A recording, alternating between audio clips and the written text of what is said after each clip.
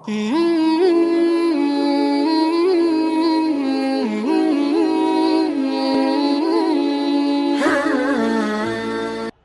انتہائی ادب کے ساتھ گزارش کروں گا ڈاکٹر ذاکر نائک صاحب سے کہ وہ تشریف لائیں اور صلاح، ہدایت اور رہنمائی کا راستہ اس عنوان پر اپنے خیالات کا اظہار فرمائیں۔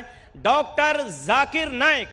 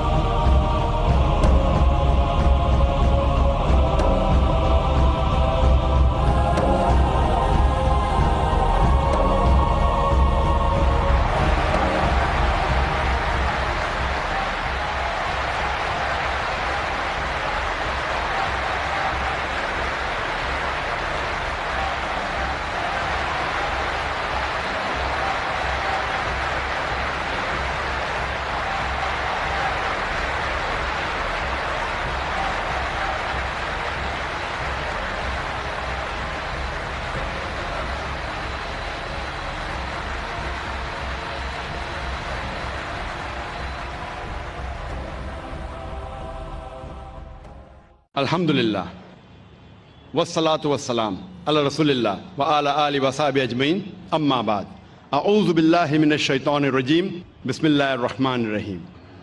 اتلو ما اوحی الیک من الکتاب واقم الصلاۃ ان الصلاۃ تنہی عن الفحشاء والمنکر رب اشرح لی صدری ویسر لی امری واحلل عقدۃ من لسانی یفقہوا قولی۔ میرے محترم بزرگوں، میرے عزیز بھائیوں اور بہنوں، اور پیس ٹی وی پہ لائیو دیکھنے والے کروڑوں ناظرین، السلام علیکم ورحمۃ اللہ وبرکاتہ۔ جیسے آپ جانتے ہیں کہ اکثر میں تقریر انگریزی میں کرتا ہوں، کچھ موقعوں پہ کوشش کرتا ہوں کہ کچھ بات اردو یا ہندی میں کہوں۔ کیونکہ میری تعلیم انگریزی میں ہوئی ہے تو ظاہر ہے کہ اس آج کی اردو یا ہندی تقریر میں غلطیاں کروں گا، اسی لیے تقریر کے آغاز میں ہی میں آپ سے معذرت چاہتا ہوں اور امید رکھتا ہوں کہ آپ میرے ان غلطیوں کو نظر انداز کریں گے اور میرے تقریر کے موضوع پہ توجہ دیں گے۔ آج کے میرے تقریر کا موضوع ہے صلاح، رہنمائی اور ہدایت کا راستہ۔ صلاح کا جب ترجمہ کوئی انگریزی میں کرتا ہے تو اکثر اس کا ترجمہ کرتے ہیں پریئر، اور جب ہم اس کے معنی دیکھتے آکسفورڈ ڈکشنری میں، پریئر کے معنی ہے to beseech, to ask for help, کسی سے مدد مانگنا۔ یہ ترجمہ صلاح کا صحیح نہیں ہے۔ جو ہم صلاح کے بعد دعا مانگتے ہیں، the supplication we do، اس کے معنی ہے مدد مانگنا، کیونکہ صلاح میں ہم اللہ سے مدد مانگنے کے علاوہ ہم اس کی تعریف بھی کرتے ہیں، ہم اس کا شکریہ ادا بھی کرتے ہیں اور اللہ سے ہدایت بھی پاتے ہیں۔ اسی لیے ٹو پرے، مدد مانگنا، صلاح کا پورا ترجمہ نہیں ہے اور ہم اس سے صحیح نہیں کہہ سکتے۔ اردو میں جو ہم ترجمہ کرتے ہیں نماز، یہ پرشین لفظ سے آتا ہے، اسے کہتے ہیں بندگی۔ یہ ترجمہ کافی حد تک صحیح ہے، انگریزی ترجمہ پریئر سے اور صحیح ہے۔ اور انگریزی میں صلاح کو پسند کرتا ہوں کہنے کے لیے پروگرامنگ، یا عام زبان میں کہیں گے برین واشنگ، دماغ کی صفائی کرنا۔ لیکن کوئی اگر کہیں گا آذان سننے کے بعد آپ کہاں جا رہے، اور کہیں گے I'm going for brain washing، میں دماغ کی صفائی کرنے کے لیے جا رہا ہوں، تو عجیب لگتا ہے۔ تو کہ انگریزی میں کہیں گا کہ میں پریئر کے لیے جا رہا ہوں، مجھے کوئی حرج نہیں ہے، لیکن یہ کہنا چاہتا ہوں پریئر جو انگریزی لفظ ہے وہ صلاح کا صحیح ترجمہ نہیں ہے۔ میں پسند کرتا ہوں کہنے کے لیے پروگرامنگ ٹورڈز رائچسنس، یا صلاح رہنمائی اور ہدایت کا راستہ ہے، کیونکہ صلاح میں اللہ سے مدد مانگنے کے علاوہ ہم اس کا شکریہ ادا بھی کرتے ہیں, ہم اس کی تعریف بھی کرتے ہیں اور اس سے ہدایت اور رہنمائی بھی پاتے ہیں. جب بھی ہم یہ لفظ پروگرامنگ سنتے ہیں فوراً ہمارے دماغ میں کمپیوٹر آ جاتا ہے. اگر آپ مجھے اجازت دیں گے کہ میں انسان کو ایک مشین کہوں تو مجھے یہ کہنا پڑے گا کہ انسان دنیا کی سب سے بہترین مشین ہے, انسان دنیا کی سب سے بہترین کمپیوٹر ہے. اور اکثر یہ عام ہے کہ جب ہم صلاح پڑھتے ہیں اکثر ہمارا ذہن بھٹکتا ہے. یہ عام بات ہے, یہ کچھ نئی بات نہیں, ہم جانتے ہیں لیکن کئی بار کسی سے ذکر نہیں کریں گے, لیکن ہم سب جانتے ہیں کہ اکثر جب ہم صلاح پڑھتے ہیں تو ہمارا ذہن بھٹکتا ہے. اگر کوئی طالب علم کوئی امتحان کا پیپر دینے کے بعد جب صلاح پڑھ رہا ہے تو صلاح میں وہ سوچیں گا سوال نمبر 2 کا جواب میں نے ایسے کیوں دیا, اگر ویسے دیتا تھا تو اچھا ہوتا. وہ عورت سوچیں گی کہ میرے شوہر کے لیے آج میں کیا پکاؤں, چکن بریانی یا مٹن پلاؤ. یہ سلام میں ہی سب ہمیں خیال آتا ہے. وہ بزنس مین سوچے گا, تاجر سوچے گا کیا میں کس کا دھندا کروں, کون سے تجارت میں مجھے زیادہ فائدہ ہے. تو سلام میں ہمارا ذہن بھٹکتے رہتا ہے اور یہ عام بات ہے. بھٹکنا چاہیے نہیں لیکن بھٹکتا ہے. کیوں؟ کیونکہ اکثر ہم مسلمان 80% سے زیادہ مسلمان ہم عربی نہیں جانتے, اور جب ہم صلاح میں جو آیتیں پڑھتے ہیں قرآن مجید کی, مثال کے طور پہ سورہ فاتحہ پڑھنا فرض ہے. ہم جب سورہ فاتحہ پڑھتے ہیں ہمیں سورہ فاتحہ اتنے اچھی طریقے سے یاد ہے کہ اگر نیند میں سے ہمیں کوئی اٹھائیں گا 2 بجے رات کو اور کہیں گا سورہ فاتحہ پڑھو تو ہم 100 میل کی رفتار پہ پڑھ سکیں گے. کیونکہ ہمیں سورہ فاتحہ بہت اچھی طریقے سے یاد ہے. نیند میں بھی آپ بولیں گے تو ہم 100 میل کی رفتار پہ سورہ فاتحہ پڑھ سکیں گے. اور ہمارا ذہن جو اللہ سبحانہ تعالیٰ نے ہمیں دیا ہے, the brain Allah has given us, وہ اتنا پاورفل ہے کہ یہ سورہ فاتحہ ہمارے ذہن کا ایک دم چھوٹا سا حصہ استعمال ہوتا ہے, کیونکہ ہمیں پوری طریقے سے یاد ہے, منہ زبانی یاد ہے, اور ہم 100 میل کی رفتار پہ پڑھ سکتے. تو سورہ فاتحہ پڑھنے کے لیے ہمارا بہت چھوٹا سا ذہن, بہت چھوٹا, ایک دم کم ذہن استعمال ہوتا ہے. باقی ہمارا ذہن خالی ہے. An empty brain is a devil's workshop. یہ انگریزی میں کہاوت ہے کہ خالی دماغ شیطان کا کارخانہ ہے. خالی دماغ شیطان کی فیکٹری ہے. اور سائنٹیفکلی ہمارا دماغ خالی کبھی رہ ہی نہیں سکتا. یہ سائنس کہتے. تو کیا کرتا ہے, دماغ بھٹکتا ہے, سوچتے رہتا ہے کیا کروں, کیا پکاؤں, کیسا تجارت کروں, کل کیا کروں, کیا پہنوں. تو ذہن کو بھٹکنے سے روکنے کے لیے سب سے بہترین طریقہ ہے کہ اگر ہم عربی زبان نہیں جانتے تو جو ہم عربی آیتیں پڑھ رہے ہیں اس کے ساتھ ساتھ اس کا ترجمہ بھی دہرائیے. ذہن میں عربی آیتوں کے ساتھ ذہن کے پیچھے at the back of your mind ہم اس کی معنی بھی دہرائے. اگر آپ کو اردو میں مہارت ہے تو اردو میں دہرائیے, انگریزی میں مہارت ہے تو انگریزی میں دہرائیے, ہندی میں مہارت ہے تو ہندی میں دہرائیے, مراٹھی میں مہارت ہے تو مراٹھی میں دہرائیے. لیکن جو زبان میں آپ کو مہارت ہے اس زبان میں ان آیتوں کا ترجمہ اپنے ذہن کے پیچھے دہرائیے. تو اگر ہم ترجمہ یاد کریں گے جو ہم آیتیں پڑھ رہے ہیں, اور جیسے میں نے فرمایا کہ سورہ فاتحہ پڑھنا فرض ہے اور ہم سلام میں پڑھتے الحمدللہ رب العالمین, ساری تعریفیں اللہ کی ہے جو رب ہے سارے عالمین کا. الرحمن الرحیم, جو رحمان اور رحیم ہے. مالک یوم الدین, جو مالک ہے قیامت کے دن کا. ایاک نعبد و ایاک نستعین, ہم تیری عبادت کرتے ہیں اور تجھی سے مانگتے ہیں. اہدنا الصراط المستقیم، ہمیں سیدھا راستہ دکھا. صراط الذین انعمت علیہم غیر المغضوب علیہم ولا الضالین، وہ راستہ جن لوگوں پہ تو نے انعام فرمایا اور جو بھٹکے ہوئے نہیں ہیں. تو جب ہم سورہ فاتحہ پڑھ رہے ہیں اس کے ساتھ ساتھ اگر ترجمہ دہرائیں گے تو انشاءاللہ ہمارا ذہن نہیں بھٹکے گا. لیکن جب آپ کو عادت ہو جائیں گی ترجمہ دہرانے کی، یہ بھی میکینیکل ہو جائے گا. ابھی آپ کا ذہن کا تھوڑا اور حصہ استعمال ہو رہا ہے لیکن یہ بھی میکینیکل ہو جائے گا. آپ سورہ فاتحہ کے ساتھ ساتھ اس کا ترجمہ بھی 100 میل نہیں تو کم از کم 90 میل کی رفتار پہ دہرا سکیں گے. لیکن ابھی کیونکہ ذہن کا کچھ اور حصہ استعمال ہو رہا ہے، آپ کا ذہن بھٹکے گا لیکن کم بھٹکے گا.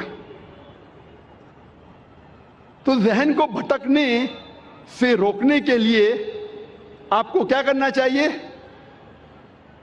ترجمے کے ساتھ ساتھ اس ترجمے کے معنی پہ کانسنٹریٹ کرنا چاہیے، توجہ دینا چاہیے. اگر عربی کے ساتھ اگر ترجمہ دہرا رہے ہیں اور اس ترجمے کے معنی پہ توجہ دیں گے تو آج کی سائنس یہ کہتی ہے کہ ہمارا برین اتنا پاورفل ہے کہ ہم ایک ساتھ 2 3 4 کام کر سکتے ہیں. مثال کے طور پہ اگر کوئی گاڑی چلا رہا ہے، شروع میں جب گاڑی چلاتا ہے پوری توجہ دیتا ہے، آپ اس سے بات نہیں کر سکتے. لیکن جب اسے عادت ہو جاتی ہے 1 مہینے 2 مہینے بعد تو گاڑی چلاتے چلاتے آپ سے بات بھی کر سکتا ہے. آدھا دھیان گاڑی پہ آدھا دھیان بات پہ. ہمارا ذہن بہت پاورفل ہے. لیکن آج کی سائنس یہ کہتی ہے کہ کوئی بھی انسان 100% 2 چیز پہ دھیان نہیں دے سکتا ہے. 50% 2 چیز پہ دے سکتا ہے، 60% 40% دے سکتا ہے، 80% 20% دے سکتا ہے، 90% 10% دے سکتا ہے، لیکن 100% 2 چیز پہ دے ہی نہیں سکتا. تو عربی آیت کی تلاوت کرنے کے ساتھ ساتھ اگر ترجمہ دہراتے ہیں، اس ترجمہ پہ آپ کانسنٹریٹ کرتے ہیں، دھیان دیتے ہیں 100%، جتنا آپ دھیان دیں گے اتنا کم آپ کا ذہن بھٹکے گا. اگر 100% دھیان دیں گے تو انشاءاللہ آپ کا ذہن کبھی بھی نہیں بھٹکے گا. تو اسی لیے ذہن کو بھٹکنے سے روکنے کے لیے یہ ضروری ہے کہ جو بھی آیتوں کی آپ تلاوت کرتے قرآن مجید میں، جو بھی اللہ کے رسول فرماتے حدیث میں جو میں پڑھنا چاہیے سلام میں، اس کی معنی آپ جانیں اور اس معنی پہ توجہ دیں گے 100%، تو انشاءاللہ آپ کا ذہن کبھی بھی نہیں بھٹکے گا. اللہ تعالیٰ فرماتے ہیں، اور اس تقریر کے شروع میں نے قرآن مجید کی ایک آیت کی تلاوت کی تھی، سورہ عنکبوت سورہ نمبر 29 آیت نمبر 45 میں اللہ تعالیٰ فرماتے اتلو ما اوحی الیک من الکتاب واقم الصلاۃ ان الصلاۃ تنہی عن الفحشاء والمنکر. تلاوت کرو ان آیتوں کی جو میں نے نازل کی ہے اس کتاب میں. واقم الصلاۃ، اور صلاح کو قائم کرو. ان الصلاۃ تنہی عن الفحشاء والمنکر، بے شک صلاح فاحشی اور برے کاموں سے روکتی ہے. قرآن مجید میں اللہ تعالیٰ فرماتے ہیں کہ بے شک صلاح فاحشی اور برے کاموں سے روکتی ہے، جسے میں کہتا ہوں ہدایت کا راستہ، پروگرامنگ ٹورڈز رائچسنس. صلاح دا پروگرامنگ ٹورڈز رائچسنس، صلاح رہنمائی اور ہدایت کا راستہ. صلاح ہمیں پروگرام کرتی ہے صحیح راستے کی طرف. اور ہم جانتے ہیں کہ سورہ فاتحہ کے بعد ہم قرآن مجید کی چند آیتوں کی تلاوت کرتے ہیں. مثال کے طور پہ سورہ فاتحہ کے بعد امام تلاوت کر رہا ہے سورہ مائدہ کی آیت، سورہ نمبر 5 آیت نمبر 90، جہاں اللہ تعالیٰ فرماتے یا ایھا الذین آمنو، اے ایمان والو، انما الخمر والمیسر، بے شک شراب اور جوا، والانصاب والازلام، بت پرستی، اور پھانسے پھینکنا رجس من عمل شیطان، یہ شیطان کے ہتھ کنڈے ہیں. فاجتنبوا لعلکم تفلحون، ان ہتھ کنڈوں سے دور رہو تاکہ تم فلاح پاؤ.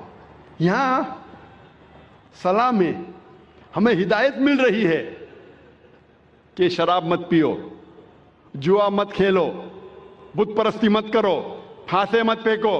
یہ شیطان کے ہتھ کنڈے ہیں، ان سے دور رہو تاکہ آپ فلاح پاؤ. اللہ ہمیں ہدایت دے رہا ہے صلاح میں. ہو سکتا ہے کہ سورہ فاتحہ کے بعد امام صاحب سورہ مائدہ سورہ نمبر 5 آیت نمبر 3 کی تلاوت کرتے ہیں. اللہ تعالیٰ فرماتے حرمت علیکم المیتۃ والدم ولحم الخنزیر وما اہل لغیر اللہ بہ، حرام ہے آپ کے لیے مرا ہوا گوشت، خون، خنزیر سور کا گوشت اور غیر اللہ کا کھانا، اللہ کے علاوہ کسی اور کا نام لیا ہوا کھانا، یہ آپ کے لیے حرام ہے. یہاں ہمیں ہدایت مل رہی ہے کہ مرا ہوا گوشت، خون، خنزیر، غیر اللہ کا کھانا آپ کے لیے حرام ہے. ہو سکتا ہے کہ سورہ فاتحہ کے بعد امام صاحب تلاوت کرتے ہیں سورہ بقرہ سورہ نمبر 2 آیت نمبر 188 کی آیت. اللہ تعالیٰ فرماتے ہیں کہ اپنے پیسے کا استعمال مت کرو جج کو رشوت دینے کے لیے. جو حاکم ہے، جو جج ہے، اس کو رشوت دینے کے لیے پیسے مت استعمال کرو تاکہ آپ دوسرے کا مال ہڑپ کر سکو. یہاں ہدایت مل رہی ہے کہ رشوت دینا حرام ہے. ہو سکتا ہے کہ امام صاحب سورہ فاتحہ کے بعد تلاوت کرتے ہیں سورہ اسراء کی آیت سورہ نمبر 17 آیت نمبر 23 اور 24.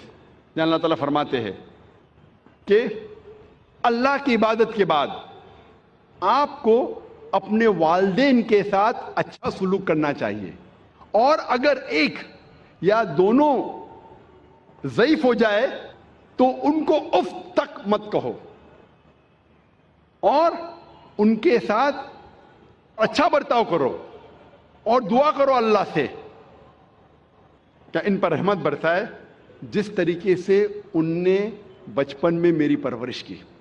یہاں ہدایت مل رہی ہے ہمیں اللہ سے کہ اللہ کے عبادت کے بعد ہمیں ہمارے والدین کی عزت کرنا چاہیے، اور اگر دونوں میں سے ایک یا دونوں ضعیف ہو جائے تو ان کو اف تک مت کہو، کیونکہ اللہ سبحانہ و تعالی ہمارا خالق ہے اور وہ جانتا ہے کہ انسان ضعیف ہونے کے بعد ایسے حرکت کرتا ہے جس سے ہو سکتا ہے کہ عام انسان چڑھ جائے. تو اللہ تعالیٰ کہتے ہیں کہ آپ کے والدین اگر ایک یا دونوں ضعیف ہو جائے اف تک مت کہو اور ان کے ساتھ اچھا برتاؤ کرو اور اچھائی سے پیش آؤ اور دعا کرو اللہ سے کہ ان پر رحمت برسائے کیونکہ ان نے میری بچپن میں پرورش کی. اسی لیے میں کہتا ہوں کہ صلاح رہنمائی اور ہدایت کا راستہ ہے. ہمیں صلاح میں ہدایت ملتی ہے. It is programming towards رائچسنس. جیسے میں نے کہا تھا کہ جب بھی پروگرامنگ کا لفظ سنتے ہیں فوراً ہمارے ذہن میں آ جاتا ہے کمپیوٹر. لیکن کمپیوٹر کو ایک بار پروگرام آپ کر لیں یہ کافی ہے، اس کے بعد فکر کرنے کی ضرورت نہیں، کیونکہ کمپیوٹر کے پاس اپنی خود کی خواہش نہیں ہے. جو ہم پروگرام کرتے ہیں وہی جواب دیں گا. لیکن میں نے کہا تھا اگر آپ مجھے اجازت دیں گے کہ انسان کو کمپیوٹر کہوں یا مشین کہوں تو یہ دنیا کا سب سے بہترین کمپیوٹر ہے. اس کمپیوٹر کے پاس خود کی خواہش ہے، اسی لیے ایک بار پروگرامنگ کرنا کافی نہیں ہے، یہ اپنے آپ بھٹک سکتا ہے. کمپیوٹر کو ایک بار پروگرام کرو خلاص وہ ویسا ہی چلے گا جیسا آپ نے پروگرام کیا. لیکن انسان کے پاس خود کی خواہش ہے، فری ول. وہ آپ کی بات مان بھی سکتا ہے، آپ کے خلاف بھی جا سکتا ہے. اللہ کی بات بھی مان سکتا ہے، اللہ کے خلاف بھی جا سکتا ہے. تو ضروری ہے کہ ایک بار پروگرامنگ کافی نہیں ہے. اور اس کے علاوہ ہو سکتا ہے کبھی کبھی کمپیوٹر میں وائرس لگ جاتا ہے. اگر کمپیوٹر میں وائرس لگ گیا پھر ضروری ہے کہ ہمیں پھر سے پروگرامنگ کرنی پڑے گی. کمپیوٹر میں وائرس گھس گیا تو ہمیں ہارڈ ڈسک کو فارمیٹ کرنے پڑتا ہے. پھر سے پروگرامنگ کرنے پڑیں گی ورنہ کمپیوٹر نہیں چلے گا. تو آج ہم دیکھتے ہیں آج کے معاشرے میں اتنی برائیاں ہیں. ہم جب معاشرے کے باہر نکلتے ہیں ہم دیکھ رہے ہیں کہ کتنے لوگ جھوٹ بول رہے ہیں, کتنے لوگ رشوت دے رہے ہیں, کتنے لوگ زنا کر رہے ہیں, ننگے ننگے کپڑے پہن رہے ہیں. یہ سب دیکھ کے ہمارے دماغ میں وائرس آ جاتا ہے. اسی لیے ہمارے ذہن کو پھر سے پروگرامنگ کرنے کی ضرورت ہے. جس طریقے سے ڈاکٹر کہتا ہے کہ اچھی صحت کے لیے کم از کم 3 بار آپ کو کھانا کھانا چاہیے, اسی طرح اچھی روح کے لیے ہمارا خالق اللہ سبحانہ و تعالیٰ کہتا ہے کہ کم از کم آپ کو پروگرامنگ کرنا پڑے گا 5 بار دن میں. اگر اچھی روح چاہتے ہیں تو پروگرامنگ کم از کم 5 بار. ہم جب یہودی مذہبی کتاب پڑھتے ہیں, یہودی لوگوں کی مذہبی کتاب پڑھتے ہیں, تو اس میں لکھا ہے بک آف ڈینیل میں, اولڈ ٹیسٹمنٹ میں, چیپٹر نمبر 6 ورس نمبر 10 میں, کہ خدا کہتا ہے کہ ڈینیل نے 3 بار نماز پڑھی. تو یہودی مذہب میں 3 بار نماز پڑھنا چاہیے. عیسائی مذہب میں لکھا ہے کہ پرے انسیزنلی, جتنا پڑھ سکے اتنا پڑھیے. لیکن قرآن مجید میں اللہ سبحانہ و تعالی ہمیں حکم دیتے ہیں کہ روز کم از کم دن میں 5 بار آپ کو صلاح پڑھنی چاہیے, صلاح قائم کرنا چاہیے, نماز پڑھنی چاہیے. اللہ تعالیٰ فرماتے ہیں سورہ ہود میں, سورہ نمبر 11 آیت نمبر 114 میں, کہ آپ صلاح قائم کرو دن کے دونوں آخری حصے میں اور جب رات قریب آ رہی ہے. اس کا مطلب ہے کہ دن کے دونوں آخری حصے میں, مطلب ایک آخری حصہ ہے فجر جب دن شروع ہوتا ہے, اور دوسرا حصہ ہے عصر جب دن ختم ہونے آتا ہے. اور کہا گیا ہے کہ جب رات نزدیک آ رہی, مطلب مغرب صلاح. تو اس آیت میں اللہ تعالیٰ ہدایت دے رہے کہ 3 بار نماز پڑھو, فجر, عصر, مغرب. اللہ تعالیٰ فرماتے سورہ اسراء میں سورہ نمبر 17 آیت نمبر 78 میں کہ نماز قائم کرو فجر کی, صبح کی, اور جب سورج اونچائی سے اترنے لگتا ہے اور رات کے حصے میں. یہاں اللہ تعالیٰ ہمیں کہہ رہے 3 بار نماز پڑھو. ایک ہے فجر, تو پھر سے دہرایا گیا ہے, تو سورہ ہود میں بھی کہا گیا تھا. اور سورج جب سب سے اونچے حصے پہ ہے, ایٹ دا پینیکل, جب اترنے لگتا ہے, یہ وقت ظہر کا, اور رات کے حصے میں یہ عشاء کا. تو یہ دونوں آیتوں سے ظاہر ہوتا ہے کہ ہمیں کم از کم نماز 5 بار پڑھنی چاہیے. اور کئی آیتوں میں اللہ تعالیٰ ذکر کرتے نماز پڑھنے کے بارے میں. مثال کے طور پہ سورہ طہ سورہ نمبر 20 آیت نمبر 130 میں, اور سورہ روم سورہ نمبر 30 آیت نمبر 17-18 میں. ہر مسلم کو کم از کم 5 بار صلاح قائم کرنی چاہیے. ایک ہے فجر, جب دن شروع ہوتا ہے, جب رات میں آپ کو سفیدی نظر آتی ہے, اس وقت سے لے کے سورج نکلنے کے پہلے تک. پھر ظہر کا وقت, سورج سب سے اونچائی پہ رہتا ہے جب اترنے لگتا ہے, اور ظہر اور عصر کے بیچ, یا جب آپ کی پرچھائی دگنی ہو جاتی ہے. تیسری صلاح ہے عصر, ظہر کے وقت کے بعد سے شروع ہوتی ہے اور سورج ڈھلنے سے پہلے. چوتھی صلاح ہے مغرب کی, سورج ڈھلنے کے بعد سے شروع ہوتی ہے اور آسمان میں لالے ختم ہونے سے پہلے. اور آخری صلاح ہے عشاء کی, جو مغرب صلاح کے بعد سے لے کے نصف اللیل تک, رات کے آدھے حصے. یہ 5 وقت کی صلاح ہر مسلمان کے لیے فرض ہے. اگر 5 وقت کی صلاح آپ پڑھیں گے اور 5 وقت آپ کا ذہن پروگرام ہو جائے گا, تو انشاءاللہ آپ برے کام سے دور رہیں گے, آپ کو ہدایت ملے گی, آپ کو رہنمائی ملے گی.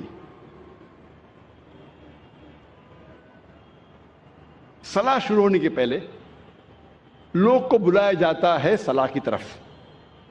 ہم دیکھتے ہیں کہ یہودی مذہب میں وہ استعمال کرتے ٹرمپٹ لوگوں کو بلانے کے لیے.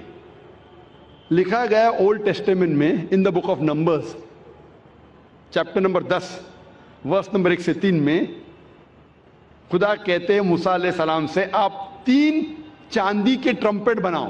ٹرمپٹ کو کہا جاتا ہے نا, ٹرمپٹ. بونگا تو نہیں کہیں گے لیکن ٹرمپٹ انگریزی میں کہتے. ٹرمپٹ کا استعمال کرو لوگوں کو نماز کی طرف بلانے کے لیے. عیسائیت میں استعمال کرتے گھنٹی بجاتے, چرچ بیل, لوگ کو بلانے کے لیے. کئی قبیلے میں ڈھول کا استعمال ہوتا ہے لوگ کو بلانے کے لیے. اسلام میں استعمال ہوتی ہے انسان کی آواز, اور انسان کی آواز یہ جتنے اعلیٰ ہے ان سے کہیں بہتر ہے اور سریلی ہے. کان کو سریلی ہونے کے علاوہ اس کے اندر ایک پیغام بھی ہے. آذان کا میں ذکر کر رہا ہوں, جو آذان جو ہوتی ہے لوگوں کو صلاح کے لیے بلانے کے لیے. آواز سریلی ہونے کے علاوہ یہ افسوس کی بات ہے کہ بمبئی شہر میں جو مسجدوں میں آذان ہوتی ہے, افسوس کی بات ہے اکثر یہ آذان سریلی نہیں ہوتی, کان کو تکلیف زیادہ دیتی ہے, رہنمائی کے بدلے تکلیف زیادہ دیتی ہے. آپ اگر حرمین کی آذان سنیں گے, مکہ کی یا مدینہ کی, ماشاءاللہ آپ کا دل خوش ہو جاتا ہے. وہ آذان آپ کو رب کی یاد دلاتی ہے. بمبئی شہر میں جو آذان ہم سنتے ہیں تکلیف زیادہ دیتی. سب آذان نہیں, اکثر. ہمیں کوشش کرنا چاہیے کہ ہمارے مؤذن کو اکٹھا کر کے ان کو تربیت دینا چاہیے, پریکٹس دینا چاہیے کس طریقے سے آذان دینی چاہیے. کیونکہ آذان کے وجہ سے جب میں انٹرویو کرتا ہوں کئی نو مسلم کو, میں کئی نو مسلم کو جانتا ہوں جو صرف آذان کی وجہ سے اسلام قبول کیے. میں پوچھتا ہوں اکثر نو مسلم سے, آپ کو اسلام میں سب سے زیادہ پسندیدہ چیز کیا لگی؟ اکثر لوگ کہتے ہیں توحید اور کئی چیزیں. کچھ لوگوں نے مجھ سے کہا وہ آذان اتنی اچھی ہے کہ جب بھی آذان سنتا ہوں میں دل میرا باغ ہو جاتا ہے, دل خوش ہو جاتا ہے. تو ہمیں کوشش کرنا چاہیے کہ ہمارے مؤذن جو ہے اس شہر میں ان کی تربیت کرے کہ کس طریقے سے صحیح آذان دینا چاہیے. اور جیسے میں کہہ رہا تھا کہ آذان سریلی ہونے کے علاوہ ایک پیغام دیتی ہے ہمیں. افسوس کی بات ہے کہ اکثر مسلمان آذان کی معنی جانتے ہی نہیں. تو مسلمان نہیں جانتے تو غیر مسلم کیسا جانے. اور میں ایک واقعہ آپ سے کہنا چاہتا ہوں, اور یہ حقیقت واقعہ ہے. تقریباً 10-15 سال پہلے جب میں کیرلا میں گیا تھا تقریر کرنے کے لیے, اور یہ حقیقت ہے, مجھے مہمان خصوصی بنا گیا تھا اور میرے تقریر کے پہلے ایک غیر مسلم پولیٹیشین کو بلایا تھا. اور اپنے تقریر میں ہر پولیٹیشین جو غیر مسلم میں کوشش کرتا ہے کہ اگر مسلم گیدرنگ دیکھتا ہے تو وہ تعریف کرے گا اسلام کی. تو یہ غیر مسلم پولیٹیشین تعریف کرتے کرتے کہنے لگا کہ ہمارے اس دیش میں جو مسلمان مغل بادشاہ اکبر اتنے مہان کام کیے, اسی لیے مسلمان روز 5 بار اللہ اکبر کر کے اکبر بادشاہ کی تعریف کرتے. آپ سمجھ رہے ہیں یہ جوک ہے, جوک نہیں حقیقت ہے, اور میں خود گواہ ہوں. میں سٹیج پہ بیٹھا تھا, اچھا میرے تقریر کے پہلے اس نے کہا, تقریر میں نے اس کی غلط فہمی کو دور کیا کہ ہم مسلمان جب اللہ اکبر بولتے ہیں تو اکبر بادشاہ کی تعریف نہیں کرتے. اکبر بادشاہ تو موجود بھی نہیں تھا اس وقت, اللہ کے رسول کے ٹائم پہ اکبر بادشاہ کہاں تھے. جب اللہ اکبر کہتے ہیں اس کی یہ معنی ہے کہ اللہ سب سے بڑا ہے, اللہ از دا گریٹسٹ. اسی لیے ہر مسلمان کا فرض ہے کہ کم از کم وہ آذان کی معنی کو جانے تاکہ خود کے دل پہ اثر ہو, اور ساتھ ساتھ جو لوگ کو اس کی معنی نہیں پتہ ہے، غیر مسلمانوں کو نہیں پتہ ہے، ان لوگوں کو اس کی معنی بتائے۔ اور اذان میں ہم 4 بار دہراتے اللہ اکبر اللہ اکبر اللہ اکبر اللہ اکبر، اللہ سب سے بڑا ہے، اللہ سب سے بڑا ہے، اللہ سب سے بڑا ہے، اللہ سب سے بڑا ہے۔ اشہد ان لا الہ الا اللہ، میں گواہی دیتا ہوں اللہ کے علاوہ کوئی معبود نہیں، میں گواہی دیتا ہوں کہ اللہ کے علاوہ کوئی معبود نہیں۔ اشہد ان محمد رسول اللہ، میں گواہی دیتا ہوں کہ محمد صلی اللہ علیہ وسلم اللہ سبحانہ وتعالیٰ کے رسول ہے، میں گواہی دیتا ہوں کہ محمد صلی اللہ علیہ وسلم اللہ کے رسول ہے۔ حی علی الصلاح، حی علی الصلاح، آؤ صلاح کی طرف، آؤ صلاح کی طرف۔ حی علی الفلاح، حی علی الفلاح، آؤ فلاح کی طرف، آؤ فلاح کی طرف، آؤ کامیابی کی طرف، آؤ کامیابی کی طرف، آؤ اچھے کام کی طرف، اچھے کام کی طرف۔ اللہ اکبر اللہ اکبر، اللہ سب سے بڑا ہے، اللہ سب سے بڑا ہے۔ جب ہم آذان کی معنی کو جانیں گے پھر ہمارے دل پہ آذان کا اثر اور گہرا پڑے گا۔ صرف عربی نہیں جاننے کے باوجود پڑھتا ہے الحمدللہ ثم الحمدللہ، لیکن اگر اس کی معنی جانے تو انشاءاللہ یہ اور گہرا اثر کرے گا آپ کے دل پر اور آپ کے دماغ پر۔ اللہ تعالیٰ فرماتے سورہ جمعہ میں، سورہ نمبر 62 آیت نمبر 9 میں، کہ جب آپ جمعہ کی اذان سنتے ہیں تو فوراً جمعہ کی نماز پڑھنے کی طرف جائیے، جماعت کی طرف جائیے۔ اذان صلاح جو جماعت میں ہوتی ہے اس کے پہلے دینا ضروری ہے۔ اور اللہ تعالیٰ فرماتے سورہ طٰہٰ میں، سورہ نمبر 20 آیت نمبر 11 اور 12 میں، جب موسیٰ علیہ السلام آنکھ کی طرف جاتے ہیں تو ایک آواز سنتے ہیں، اللہ تعالیٰ کہتے ہیں اے موسیٰ اپنے پیروں میں سے جوتیاں نکالو کیونکہ تم پاک وادی میں ہے، وادی طویٰ میں۔ کیونکہ اللہ تعالیٰ حکم دیتے ہیں موسیٰ علیہ السلام کو، اس حکم کا ذکر ہے قرآن مجید میں سورہ طٰہٰ میں، سورہ نمبر 20 آیت نمبر 11 اور 12 میں۔ اسی لیے ہم مسلمان صلاح کے پہلے ہماری جوتیاں نکالتے ہیں۔ اس کا ذکر آتا ہے یہودی اور عیسائی مذہبی کتابوں میں بھی۔ لکھا ہے بک آف ایگزڈس میں چیپٹر نمبر 3 ورس نمبر 5 میں، خدا کہتے ہیں موسیٰ علیہ السلام سے draw not nigh hither, put off thy shoes from thy feet, for the place where thou standest is holy ground۔ نزدیک مت آؤ، ٹھہر جاؤ، اپنے پیروں سے جوتیاں نکالو کیونکہ جس جگہ آپ کھڑے وہ پاک جگہ ہے، وادی طویٰ کی۔ اس کا ذکر دہرایا گیا ہے، یہ پیغام پھر سے دہرایا گیا ہے بک آف ایکٹس میں چیپٹر نمبر 7 ورس نمبر 33 میں، جہاں خدا کہتے ہیں موسیٰ علیہ السلام سے put off thy shoes from thy feet, for the place where thou standest is holy ground۔ آپ اپنے پیروں کی جوتیاں نکالو کیونکہ جس جگہ آپ کھڑے وہ پاک جگہ ہے۔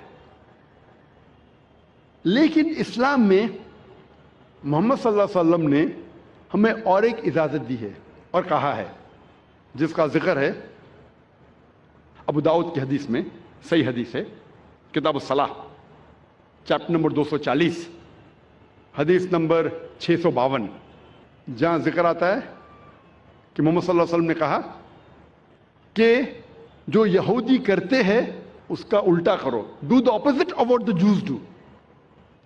یہودی جوتے کے بنا نماز پڑھتے ہیں، مطلب اللہ کے رسول فرما رہے کہ آپ جوتیوں کے ساتھ بھی نماز پڑھو،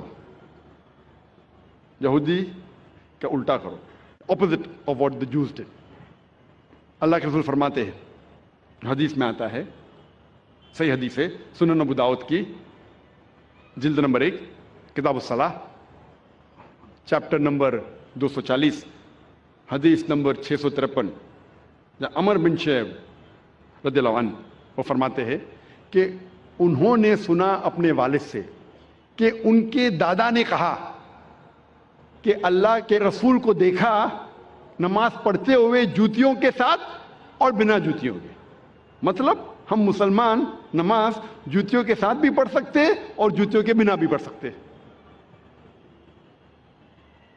ہم اکثر جوتیوں کے بنا پڑھتے کیونکہ ہم ہائیجینک ہیں، ہم صاف ستھرے ہیں، اور جب جوتیوں کے ساتھ پڑھتے ہیں ضروری ہے کہ ہم جوتیوں کے جو نیچے کا حصہ ہے، سول ہے، اسے صاف کریں۔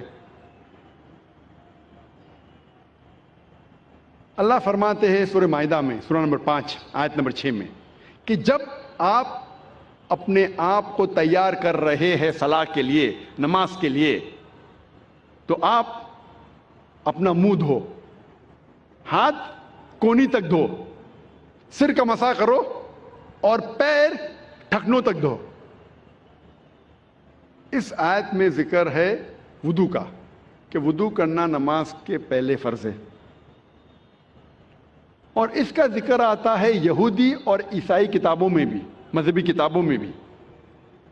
جب ہم پڑھتے ہیں book of Exodus chapter number 40 verse number 31 اور 32 میں کہا گیا ہے کہ موسیٰ علیہ السلام اور ہارون علیہ السلام ان کے بیٹوں کے ساتھ انہوں نے اپنے پیر اور ہاتھ دھوئے۔ Moses and Aaron and the sons, they washed their hands and feet. And they entered the temple of congregation, and when they came close to the altar, they washed thereat. موسیٰ علیہ السلام اور ہارون علیہ السلام ان کے بیٹوں کے ساتھ ان نے اپنے ہاتھ اور پیر دھوئے، اور جب ٹیمپل اور کانگریگیشن میں داخل ہوئے، جب آلٹر کے نزدیک آئے تو ان نے اپنے آپ کو دھوئے۔ یہ پیغام پھر سے دہرایا گیا ہے بک آف ایکٹس میں چیپٹر نمبر 21 ورس نمبر 26 میں، جہاں کہا گیا ہے کہ پال along with the other men the next day washed and entered the temple of the congregation. Saint Paul دوسرے آدمیوں کے ساتھ دھویا اپنے آپ کو اور وہ ٹیمپل میں داخل ہوئے۔ تو اس سے ظاہر ہوتا ہے کہ یہودی اور عیسائی مذہب میں بھی وضو کرنا فرض ہے نماز کے پہلے۔ اللہ کے رسول فرماتے ہیں، لکھا ہے صحیح بخاری میں جلد نمبر 1 کتاب الصلاح چیپٹر نمبر 56 حدیث نمبر 429 میں اللہ کے رسول فرماتے ہیں کہ میرے اور میرے مومن کے لیے یہ ساری زمین، اس دنیا کی ساری زمین ایک مسجد ہے۔ مطلب ہم مسلمان اس دنیا کے کوئی بھی حصے میں، یہ ساری زمین پہ ہم نماز پڑھ سکتے ہیں، ہمارے لیے مسجد ہے۔ اللہ کے رسول فرماتے ہیں، جس کا ذکر ہے صحیح بخاری میں جلد نمبر 1 کتاب الادان چیپٹر نمبر 75 چیپٹر نمبر 75 حدیث نمبر 652، حضرت انس رضی اللہ عنہ فرماتے ہیں کہ جب ہم صحابہ نماز پڑھتے تھے تو ہمارا کاندھا ہمارے صحابہ کے کاندھے سے لگتا تھا، ہمارا پیر صحابہ کے پیروں سے لگتا تھا۔ اللہ کے رسول فرماتے ہیں، صحیح حدیث ہے سنن ابو داؤد کی جلد نمبر 1 کتاب الصلاح چیپٹر نمبر 245 حدیث نمبر 666 666، اللہ کے رسول نماز شروع کرنے کے پہلے پلٹتے اور کہتے ہیں کہ اپنی قطار کو سیدھی کرو، اسٹریٹن یور روز، اور کوئی جگہ بیچ میں مت چھوڑو، اور جگہ کو قریب کرو تاکہ شیطان آپ کے بیچ میں نہ آئے۔ نماز جب ہم پڑھتے ہیں، صلاح ادا کرتے ہیں، فرض ہے کہ جب جماعت میں کھڑے ہیں تو ہمارا کاندھا ہمارے ساتھی کے کاندھے سے لگنا چاہیے، ہمارا پیر ہمارے ساتھی کے پیر سے لگنا چاہیے۔ چاہے جو آدمی آپ کے قریب، چاہے 2 لوگ کھڑے ہیں ساتھ میں، چاہے راجا یا فقیر، غریب یا امیر، گورا یا کالا، پیلا یا گھیواں، اگر نماز کے لیے، صلاح کے لیے ساتھ کھڑے ہیں تو فرض ہے کہ وہ کاندھے سے کاندھا ملا کے نماز پڑھے۔ یہ اسلامی بھائی چارہ ہے، فرض ہے۔ نماز پڑھنے کے جو اہم رکن ہیں وہ قرآن میں جن کا ذکر آتا ہے اور باقی کا ذکر آتا ہے حدیث میں، لیکن قرآن کے ذریعے ہمیں پتہ لگتا ہے کہ قرآن مجید میں اللہ سبحانہ وتعالیٰ فرماتے ہیں سورہ بقرہ میں سورہ نمبر 2 آیت نمبر 144 144، اللہ فرماتے ہیں کہ جب بھی آپ نماز کے لیے کھڑے ہوتے ہیں، صلاح کے لیے کھڑے ہوتے ہیں، اپنا رخ مسجد حرام کی طرف کرو. Turn your face toward the sacred mosque. جدھر بھی آپ ہے اپنا رخ اپنا چہرہ مسجد حرام کی طرف کرو. یہ ہمارے لیے قبلہ ہے. کعبہ ہمارا قبلہ ہے. نماز پڑھتے وقت ہمیں رخ کرنا چاہیے مسجد حرام کی طرف. یہ فرض ہے. اللہ تعالیٰ فرماتے ہیں سورہ بقرہ میں سورہ نمبر 2 آیت نمبر 238 میں 238 اللہ تعالیٰ فرماتے ہیں کہ جب بھی آپ صلاح کے لیے کھڑے رہو تو stand with a ڈیوٹ frame of mind. آپ جب کھڑے ہوتے ہیں عربی میں لفظ آتا قانتین کہ اپنے ڈیوٹ فریم آف مائنڈ کے ساتھ آپ نماز پڑھو. اللہ فرماتے ہیں سورہ ہجر میں سورہ نمبر 15 آیت نمبر 87 میں کہ اللہ has sent, اللہ نے نازل کیا ہے 7 آیتیں جو ہمیشہ دہرائی جاتی ہے اور قرآن عظیم. جب قرآن مجید میں اس کا ذکر آتا ہے 7 آیتیں جو ہمیشہ دہرائی جاتی ہے, اس کا مطلب ہے سورہ فاتحہ. سورہ فاتحہ میں 7 آیتیں ہیں. تو قرآن میں اللہ تعالیٰ ذکر کرتے ہیں سورہ فاتحہ کے بارے میں اور عظیم قرآن. سورہ فاتحہ کے علاوہ باقی حصہ جو قرآن کا ہے اسے کہا جاتا ہے قرآن عظیم. تو سورہ فاتحہ کا ذکر آتا ہے قرآن مجید میں سورہ ہجر میں سورہ نمبر 15 آیت نمبر 87 میں. اور اللہ تعالیٰ قرآن مجید میں کہتے ہیں کہ صلاح میں آپ کو رکوع کرنا ضروری ہے. اور رکوع لفظ قرآن مجید میں کم سے کم 13 بار آیا ہے. اور صلاح کا اہم رکن جو ہے وہ سجدہ ہے. اپنے ماتھے کو زمین پہ ٹیکنا کہتے ہیں سجدہ. اور سجدہ کا لفظ قرآن مجید میں 92 ٹائمز آیا ہے. قرآن مجید 92 ٹائمز.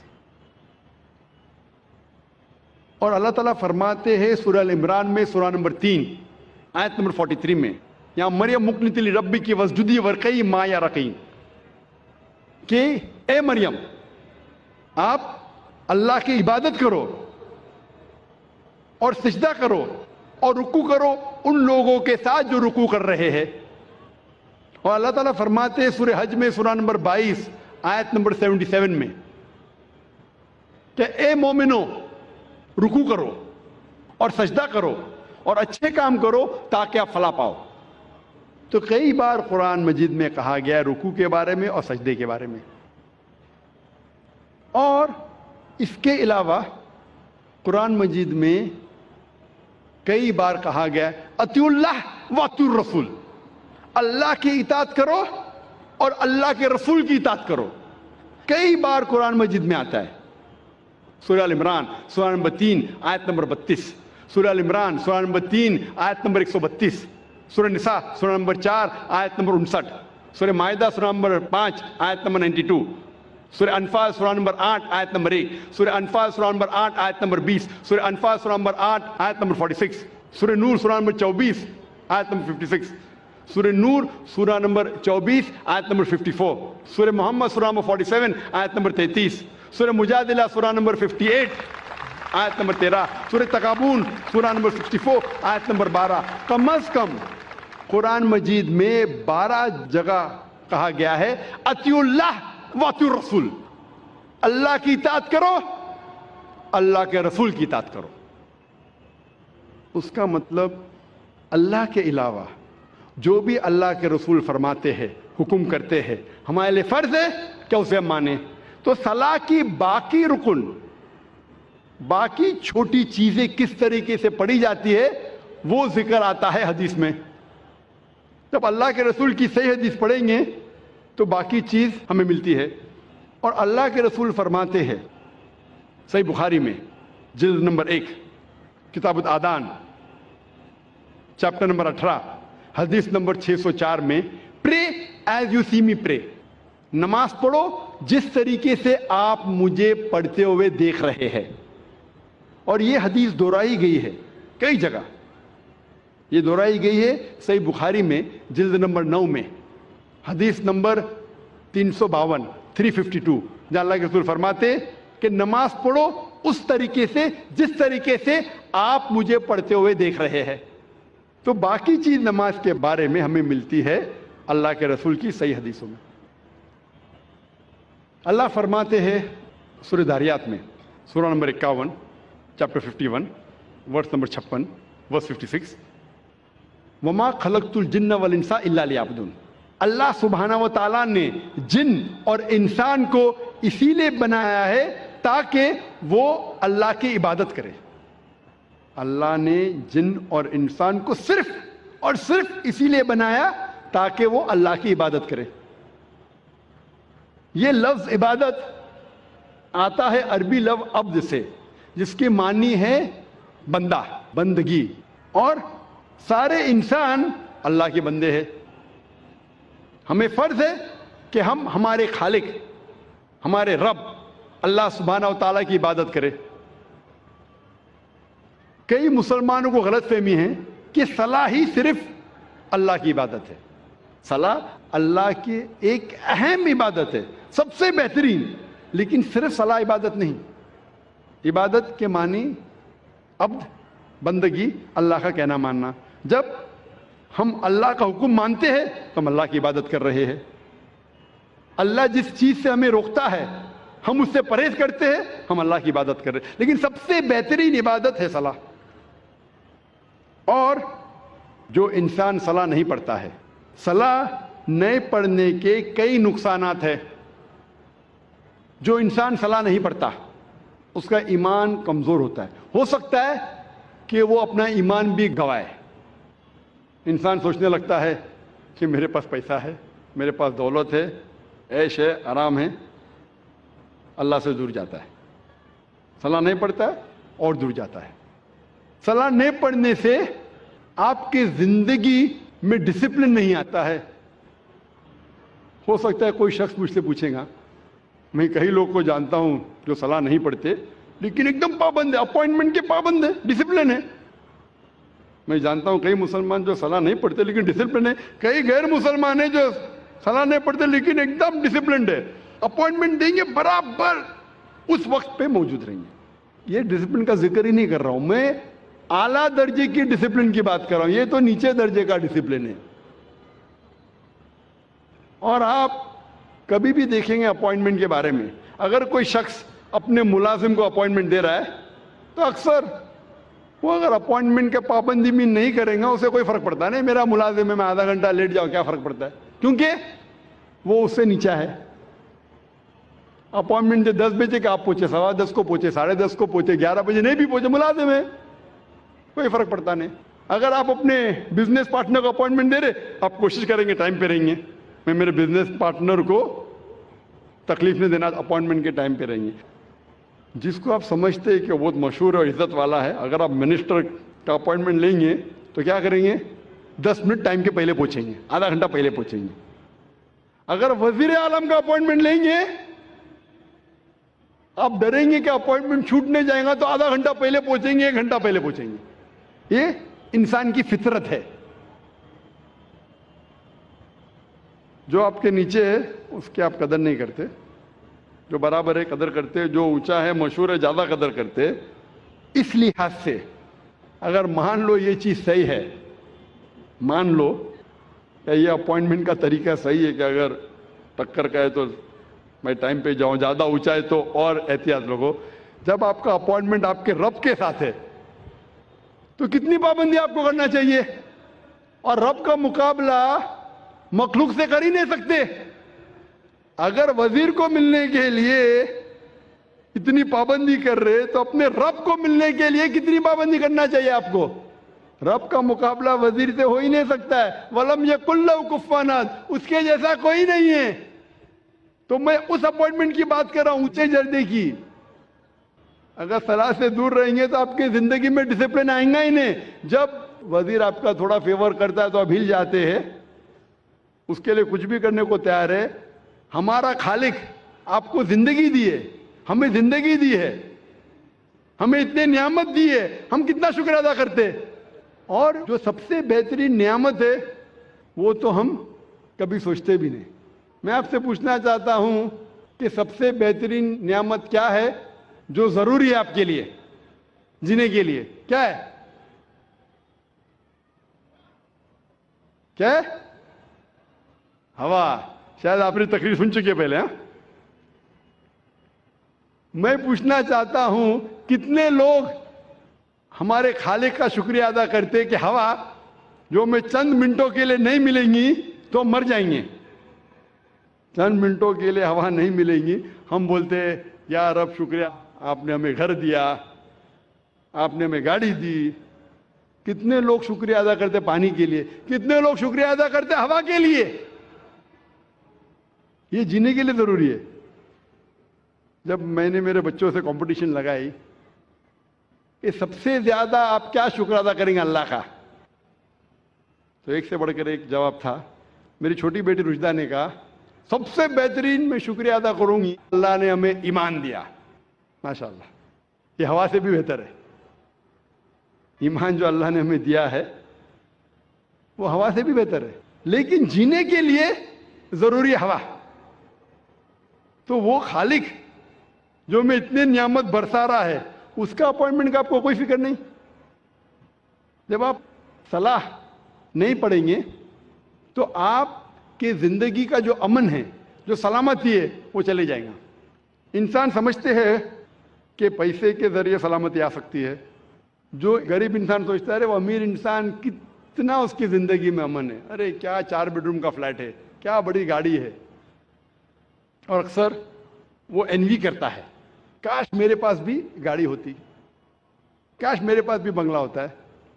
और मैं एक चीज़ आपसे कहना चाहता हूँ कि अक्सर आप जाएंगे देहातों में जो लोग विलेज में रहते हैं, हरियाली में, वो जब देखते हैं गाड़ी को गुजरते हुए, अरे क्या गाड़ी है, काश मैं भी शहर में जाता और मेरे पास भी गाड़ी होती।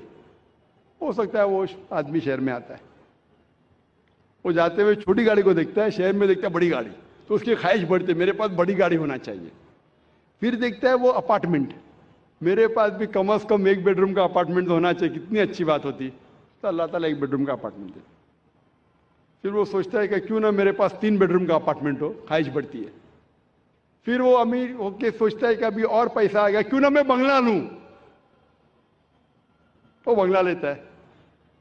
फिर सोचता है कि ये बंगला अभी क्या, मैं इतने साल यहाँ रह रहा हूँ शहर में, क्यों ना मेरा आउट हाउस हो, फार्म हाउस, 100 एकड़ का फार्म हाउस। किधर? मैं लोनावला में। किधर? पंचगनी में फार्म हाउस। तो वो 100 एकड़ का फार्म हाउस लेता है और जाता है। हम और आप फार्म हाउस में तो जा नहीं सकते ना, हमारा छोटा सा घर है इधर। फार्म हाउस, अमीर आदमी, करोड़पति है, फार्म हाउस में, और फिर जाता है हरियाली में बैठता है। किधर? वही जगह जो गरीब जहां से आया था। जो गरीब हरियाली में मुफ्त में रहता था, वो बाद में शहर में आता है, बाद में अपार्टमेंट में जाता है, फिर वो वापस अमीर आदमी जाता है किधर? फार्म हाउस के अंदर। वही देहाती में जो गरीब आदमी जिंदगी भर अमन के साथ है, वो अमीर आदमी करोड़ों रुपये खर्चा करता है वो अमन को हासिल करने के लिए। तो पैसे से आपको अमन मिल ही नहीं सकता। जो अमन आपको सलाह के साथ मिलता है, उसका जो टेस्ट है वो कुछ और ही है। सलाह पढ़ने के कई फायदे हैं। सबसे पहले, सलाह ना ही आपको रूहानी दवाई देता है, जिस्मानी भी अल्हम्दुलिल्लाह फायदे पहुंचाता है। ना ही रूहानी फायदे सलाह पढ़ने से, जिस्मानी फायदे भी है। सबसे पहले जैसे मैंने कहा कि आपका ईमान बढ़ता है। अल्लाह ताला फरमाते हैं कुरान मजीद में सूरह अनफाल में, सूरह नंबर 8 आयत नंबर 2 में, वो मोमिन हैं जो जब अल्लाह का नाम सुनते हैं उनका दिल कांपने लगता है, और जब अल्लाह के निशानियां सुनते हैं उनका ईमान बढ़ता है और अल्लाह में और ईमान रखते हैं। अल्लाह ताला फरमाते हैं सूरह फातिहा में सूरह नंबर 1 आयत नंबर 5 से 7 में, इय्याका नअब्दु व इय्याका नस्तईन, हम तुझी से मांगते हैं और तेरी इबादत करते हैं। इहदिना सिरातल मुस्तकीम, हमें सीधा रास्ता दिखा। सिरातल लज़ीना अनअमता अलैहिम गैरिल मग़दूबि अलैहिम वलद्दालिन, वो रास्ता जिन लोगों पे तूने इनाम फरमाया और वो लोग जो भटके नहीं हैं। सलाह से हमारा ईमान बढ़ता है, सलाह से जिंदगी में डिसिप्लिन पैदा होता है। جو ہم ذکر کر رہے تھے ڈسپلن کے بارے میں، صلاح پابندی سے ہمیں وقت پہ ادا کرنا چاہیے. اور سب سے بہترین مثال جو میں دیکھا ہوں میری زندگی میں وہ ہے سعودی عربیہ. سعودی عربیہ میں اذان پورے شہر میں ایک وقت ہوتی ہے، 1-2-3 منٹ کا ادھر ادھر، لیکن ایک ساتھ ہوتی ہے. جب اذان ہوتی ہے سارے لوگ اپنا کام دھندا بند کر کے فوراً نماز پڑھتے ہیں.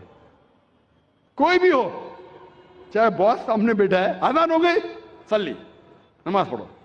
دکان بند کر دیتے، ریسٹورینٹ بند ہو جاتی ہے.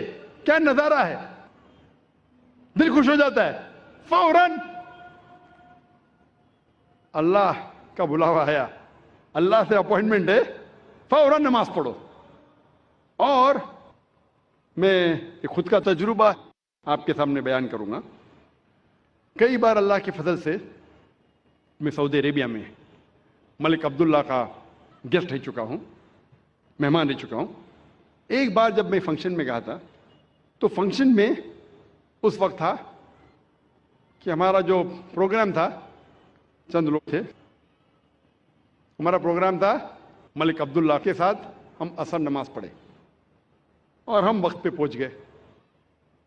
کچھ مصروفیات ہونے کی وجہ سے ملک عبداللہ تھوڑے دیر لیٹ آتے ہیں، لیکن اذان سنے، اللہ کا اپوائنٹمنٹ تھا، فوراً سب لوگ، وہ سیکورٹی گارڈ سب لوگ فوراً نماز پڑھے. ہم نے ملک عبداللہ کا انتظار نہیں کیا. اور ملک عبداللہ بھی کچھ کام میں ہو سکتا ہے مصروف ہو گئے، ان نے بھی نہیں کہا کہ میں میرے مہمانوں کے ساتھ پڑھوں گا، وقت ہو گیا ان نے بھی نماز پڑھ لی. آپ سوچ سکتے آج کے دور میں اکثر مسلمان اگر کوئی اپوائنٹمنٹ ہے وزیر کے ساتھ، اب مغرب کا وقت ہے، ارے اپوائنٹمنٹ اور وزیر لیٹ آئیں گے، مغرب ہے آدھا گھنٹہ ہو گیا، 1 گھنٹہ ہو گیا، مغرب نماز بعد میں پڑھ لیں گے، وزیر آ گیا تو میرا کام نہیں ہوئے گا، وزیر آئیں گا تو میرا کام نہیں ہوئے گا. تو اکثر کیا کریں گے، چلیں گے ہر روز تو نماز پڑھتے ہیں، مغرب نماز قضا کر لیں گے. اکثر سعودی عربیہ میں ماشاءاللہ فقیر یا بادشاہ، امیر یا غریب، صلاح کا وقت ہوتا ہے فوراً نماز پڑھو. یہ الحمدللہ زندگی میں ڈسپلن پیدا کرتا ہے. اور ہم اکثر انسان ہمارے چھوٹے دماغ کے ذریعے سوچتے ہیں، ہم سوچتے ہیں کہ اگر یہ اپوائنٹمنٹ بہت مشکل سے ملا ہے، یہ میرا منتری، یہ وزیر، یہ منسٹر میرا کام کرنے والا ہے تو اپوائنٹمنٹ چکنا نہیں چاہیے، بڑے لیٹ ہو جائے. سب سے بڑا مالک، سب سے بڑا وزیر کون ہے؟ ہمارا خالق اللہ سبحانہ و تعالیٰ. اللہ تعالیٰ فرماتے سورہ غافر میں سورہ نمبر 40 آیت نمبر 60 میں، تم مجھ سے مانگو میں تمہاری خواہش پورے کروں گا. خلاص. لیکن ہمیں اللہ پہ تھوڑی یقین ہے، ہمیں یقین ہے وہ ہمارے مینیجر پہ، ہمارے باس سے، ہمارے وزیر سے. اللہ پہ یقین کدھر ہے؟ جس دن اللہ پہ یقین آئے گا، اللہ تعالیٰ فرماتے سورہ عمران میں سورہ نمبر 3 آیت نمبر 160 میں، اگر اللہ آپ کی مدد کرے گا تو کوئی بھی آپ پہ غالب نہیں ہو پائے گا. اللہ اگر آپ کی مدد کرے گا تو کوئی بھی آپ پہ غالب نہیں ہو پائے گا. لیکن اللہ اگر آپ کو چھوڑے گا تو کوئی بھی آپ کو پھر مدد نہیں کر سکے گا. اے مومنو، اللہ پہ ایمان لاؤ. صلاح سے زندگی میں ڈسپلن پیدا ہوتا ہے. صلاح ہمارے معاشرے کی حالت میں تبدیلی پیدا کرتی ہے، معاشرے کو سدھارتا ہے، بھائی چارہ بڑھاتا ہے. اللہ تعالیٰ فرماتے ہیں سورہ حجرات میں سورہ نمبر 49 چیپٹر 49 آیت نمبر 13 میں، یا ایھا الناس انا خلقناکم من ذکر وانثى وجعلناکم شعوبا وقبائل لتعارفوا ان اکرمکم عند اللہ اتقاکم ان اللہ علیم خبیر. اے انسانوں، ہم نے تمہیں ایک مرد اور عورت کے جوڑے سے پیدا کیا ہے اور تمہیں تقسیم کیا ہے قبائل میں، گروہ میں، تاکہ آپ ایک دوسرے کو پہچان سکو، نہ کہ آپ ایک دوسرے سے نفرت کریں. صلاح میں 5 وقت کم از کم بھائی چارہ بڑھتا ہے.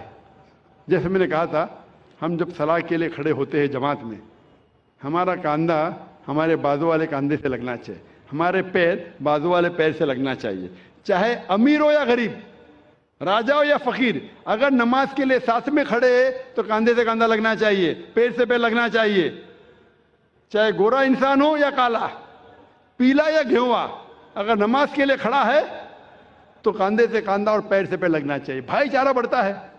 اللہ تعالیٰ فرماتے ہیں قرآن مجید میں سورہ ھمزہ میں سورہ نمبر 104 آیت نمبر 1 میں، وَيْلٌ لِكُلِّ ہُمَزَةٍ لُمَزَةٍ، لعنت ہے ہر قسم کے غیبت کرنے والوں پر۔ اللہ تعالیٰ فرماتا ہے سورہ حجرات میں سورہ نمبر 49 آیت نمبر 11 اور 12 میں کہ آپ میں سے آدمیوں کا ایک گروہ دوسرے پہ ہنسنا نہیں چاہیے۔ ہو سکتا ہے کہ وہ لوگ آپ سے بہتر ہے، آپ لوگوں میں سے ایک خواتین کا گروہ، عورتوں کا گروہ دوسرے پہ ہنسنا نہیں چاہیے، ہو سکتا ہے کہ وہ آپ سے بہتر ہے۔ آپ ایک دوسرے کو غلط نام سے مت بلاؤ، برے نام سے مت بلاؤ، ایک دوسرے پہ شک مت کرو، کئی بار شک گناہ ہے۔ ایک دوسرے کے بارے میں پیٹھ پیچھے غیبت مت کرو۔ کیا آپ اپنے بھائی کا مرا ہوا گوشت کھانے کے لیے تیار ہے؟ اس آیت میں اللہ تعالیٰ کہتے ہیں کہ اگر آپ غیبت کریں گے تو اپنے مرے ہوئے بھائی کا گوشت کھانے کے برابر ہے۔ جیسے میں نے پہلے کہا تھا مرا ہوا گوشت کھانا حرام ہے، یہاں مرے ہوئے بھائی کا گوشت کا ذکر ہے جو کینیبل ہے۔ کینیبلز مطلب جو انسان دوسرے انسان کو کھاتے ہیں، اسے کہتے ہیں انگریزی میں کینیبل۔ کینیبل بھی دوسرے انسان کو کھاتا ہے لیکن اپنے بھائی کو نہیں کھاتا۔ اللہ تعالیٰ فرماتے ہیں اگر آپ غیبت کریں گے تو اپنے مرے ہوئے بھائی کا گوشت کھانے کے برابر ہے، ڈبل گناہ، آپ بالکل اسے پسند نہیں کریں گے۔ صلاح میں معاشرہ سدھرتا ہے اور حقانیت بڑھتی ہے۔ اللہ تعالیٰ فرماتے ہیں سورہ عنکبوت میں سورہ نمبر 29 آیت نمبر 45 میں، اتلو ما اوحی الیک من الکتاب واقم الصلاۃ ان الصلاۃ تنہی عن الفحشاء والمنکر۔ وہ آیت کی تلاوت کرو جو اللہ نے نازل کیا اس کتاب میں، اور صلاح قائم کرو، بے شک صلاح فاحشی اور برے کام سے روکتی ہے۔ اللہ تعالیٰ فرماتے ہیں سورہ اسراء میں سورہ نمبر 17 آیت نمبر 81 میں، وَقُلْ جَاءَ الْحَقُّ وَزَهَقَ الْبَاطِلُ إِنَّ الْبَاطِلَ كَانَ زَهُوقًا، کہو کہ حق آ چکا ہے اور باطل ختم ہو جائے گا۔ باطل ختم ہونے کے لیے پیدا ہوا تھا، حق کی بات کرو، حق سے مت ڈرو۔ اللہ تعالیٰ فرماتے ہیں سورہ بقرہ میں سورہ نمبر 2 آیت نمبر 42 اور 43 میں کہ آپ حق کو جھوٹ سے مت بدلو، اور جب آپ حق کو جانتے ہیں تو حق کو مت چھپاؤ، نماز قائم کرو اور زکوٰۃ دو۔ اللہ تعالیٰ فرماتے ہیں سورہ بقرہ میں سورہ نمبر 2 آیت نمبر 188 میں کہ آپ رشوت مت دو جج کو، حاکم کو، تاکہ دوسرے کی دولت ہڑپ کر سکو۔ صلاح کے ذریعے معاشرہ سدھرتا ہے، حقانیت بڑھتی ہے، اور جو سلامتی ہے، امن، وہ بھی بڑھتا ہے۔ اللہ تعالیٰ فرماتے ہیں قرآن مجید میں سورہ رعد میں سورہ نمبر 13 آیت نمبر 28 میں کہ مومن وہ ہے جب اللہ کا ذکر کرتا ہے تو اس کا ایمان بڑھتا ہے۔ اللہ کا ذکر کرنے سے مومن کا ایمان بڑھتا ہے، سلامتی بڑھتی ہے۔ اور اللہ تعالیٰ فرماتے ہیں سورہ بقرہ میں سورہ نمبر 2 آیت نمبر 153، جو آج پروگرام شروع ہونے کے پہلے جو قاری نے اس آیت کی تلاوت کی تھی، اور اللہ تعالیٰ فرماتے وَاسْتَعِینُوا بِالصَّبْرِ وَالصَّلَاةِ إِنَّ اللَّهَ مَعَ الصَّابِرِينَ، کہ اللہ کی مدد مانگو صلاح اور صبر کے ساتھ، بے شک اللہ صبر کرنے والوں کے ساتھ ہے۔ صلاح پڑھنے کے کئی فائدے ہیں، وقت کی قلت ہونے کی وجہ سے صرف میں چند اور فائدے آپ کے سامنے بیان کروں گا کہ روحانی فائدے کے علاوہ جسمانی فائدے بھی ہے۔ بہت سے میڈیکل بینیفٹس ہے، میڈیکل فائدے بھی ہے۔ آج کی سائنس کہتی ہے کہ جب صلاح کے دوران ہم رکوع میں جاتے ہیں، جب جھکتے ہیں رکوع میں، تو ہمارے جسم کے اوپری حصے میں خون زیادہ جاتا ہے، اس سے ریلیکسیشن ہے، بدن کو آرام ملتا ہے، اسپائن سپل ہوتی ہے، اور جو نروز ہے اسپائن کے، وہ نروز میں نرشمنٹ ہوتا ہے خون زیادہ جانے کی وجہ سے۔ یہ جو رکوع کی پوزیشن ہے، آج سائنس کہتی ہے یہ فلیٹولنس کے لیے بھی اچھا ہے۔ جب رکوع سے آپ پھر سے اوپر آتے ہیں الرفوع پوزیشن میں، تو خون جو جسم کے اوپری حصے میں جا چکا ہے واپس سے اپنی جگہ آ جاتا ہے اور بدن میں ریلیکسیشن ہوتا ہے، آرام ملتا ہے۔ سلام میں جب آپ سجدہ پوزیشن میں جاتے ہیں، سجدہ اپنا فورہیڈ، ماتھا زمین پہ ٹکنا، سجدہ جیسے میں نے کہا تھا صلاح کا ایک اہم رکن ہے۔ سجدے میں آج سائنس کہتی ہے کہ اس ایٹماسفیئر میں کئی الیکٹروسٹیٹک چارجز ہیں جو ہمارے سینٹرل نروس سسٹم پہ حاوی ہو جاتا ہے، جس کی وجہ سے ہمیں اسپیزم ہوتا ہے، ہمیں بیک ایک ہوتی ہے، کمر میں درد، مسل میں درد، اور اس کو گراؤنڈ کرنا بہت ضروری ہے۔ جس طریقے سے 3 پن پلگ ہوتا ہے، وہ 3rd پن ہوتا ہے ارتھنگ کے لیے، اسی طریقے سے سجدہ پوزیشن میں there is dominance on the frontal lobe. ذہن کا حصہ جو سوچنے میں استعمال ہوتا ہے وہ frontal lobe, there is dominance of frontal lobe and this precipitation. یہ بہت فائدے مند ہے جتنے الیکٹروسٹیٹک چارجز کو ڈسچارج کرنے کے لیے۔ سجدے کی پوزیشن میں، سجدے کی حالت میں بھیجے میں اور خون جاتا ہے، جو بھیجے کے ہیلتھ کے لیے بہت بہترین ہے۔ It's healthy for the brain, بھیجے کے صحت کے لیے اچھی ہے۔ جب سجدے کی پوزیشن میں فیس میں، چہرے کے چمڑی میں خون کا فلو زیادہ بڑھ جاتا ہے، جس سے چمڑی کی بیماری، مثال کے طور پہ فائبروسائٹس، مثال کے طور پہ چل بینڈز ہونے کے امکانات کم ہیں، اور ایک خصوصاً ٹھنڈی کے وقت یہ چہرے کے لیے بہت اچھا ہے۔ سجدے کے پوزیشن میں دیر لیس چانسز آف ہیونگ سائنسائٹس۔ سائنسائٹس بیماری کے بارے میں آپ نے سنا ہوگا، ہیڈ ایک ہوتا ہے۔ سائنسائٹس سجدے کے پوزیشن میں جو میگزیلری سائنس ہے، میں معافی چاہتا ہوں یہ میڈیکل ٹرمنالوجی کا ترجمہ کروں گا تو پوری رات نکل جائیں گی، تو معذرت چاہتا ہوں، اور کروں گا تو بھی آپ کو سمجھیں گا نہیں۔ یہ میگزیلری سائنس جو ہے اس کا آسٹیم جو اوپننگ ہوتی ہے، اردو میں کہہ سکتا ہوں کہ چھید، وہ میڈیا سائڈ اور اینٹیریئر سائڈ میں، اٹ از لائک انورٹنگ اے پاٹ۔ تو سجدے کی حالت میں there is drainage of the میگزیلری science. صلاح کے ڈفرینٹ پوزیشن میں، قیام، رکوع، سجدہ، اس کے اندر فرنٹل سائنس، ایتھموئڈل سائنس، اسپینوئڈل سائنس ہونے کے چانسز کم ہیں۔ سجدے کی حالت میں there is drainage of the برونکل tree, جو پھیپڑے میں جو سیکریشن ہے، وہ سیکریشن کے ڈرینیج ہوتا ہے، دیر از لیس چانسز آف ہیونگ برونکیکٹسس، پھیپڑے کی بیماری ہونے کے کم امکانات ہے۔ عام طور پہ جب ہم سانس لیتے ہیں، آج کی میڈیکل سائنس یہ کہتی ہے کہ سانس جب آپ لیتے ہیں، اندر باہر کرتے ہیں، تو صرف 2/3 حصہ، 2/3 portion of the lung air is exhaled out, صرف 2/3 حصہ ہوا کا پھیپڑے کا باہر جاتا ہے اور نئی ہوا آتی ہے۔ 1/3 حصہ پرانا ہی رہتا ہے، اسے سائنس میں ہم کہتے ہیں ریسیڈول ایئر، یعنی پھیپڑے کی 1/3 حصہ جو ہے ہوا کا ویسا ہی رہتا ہے، صرف 2/3 حصہ باہر جاتا ہے اور نیا آتا ہے۔ سجدے کے حالت میں جب آپ سانس لیتے ہیں، دا ایبڈومینل وسرا، جو پیٹ کے آلہ ہے، وہ لگتے ہیں ڈائفرام کی طرف، ڈائفرام کو ڈھکا دیتے ہیں، ڈائفرام ڈھکا دیتا ہے lower lobes of the lungs, اس سے جو ریسیڈول ایئر ہے 1/3 حصہ وہ باہر نکل جاتا ہے، تو ہمارے پھیپڑے میں ساری کی ساری جو ہوا آ رہی ہے وہ نہیں آتی ہے، اس سے پھیپڑے کی بیماری کے کم امکانات ہے، because of fresh air coming in. اس پوزیشن میں there is increase venous return of the abdominal viscera, جو پیٹ کے جتنے آلہ ہے اس میں ایبڈومینل وینس ریٹرن انکریز ہوتا ہے۔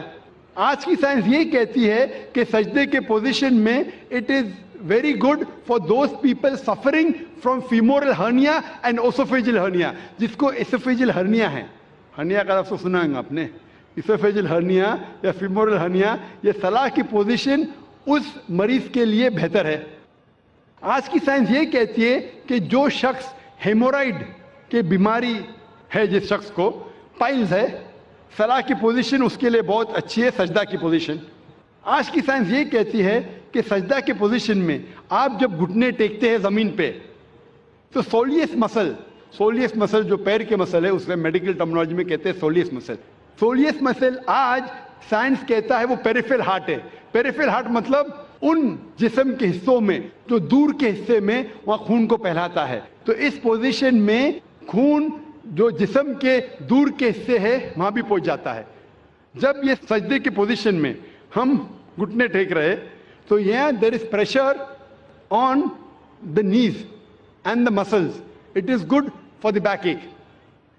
और हम जब फिर से जलसे की पोजीशन में आते हैं, सजदे से उठते हैं, तो खून वापस अपनी जगह पे आता है, बदन का हिस्सा रिलैक्स होता है, हमें आराम मिलता है.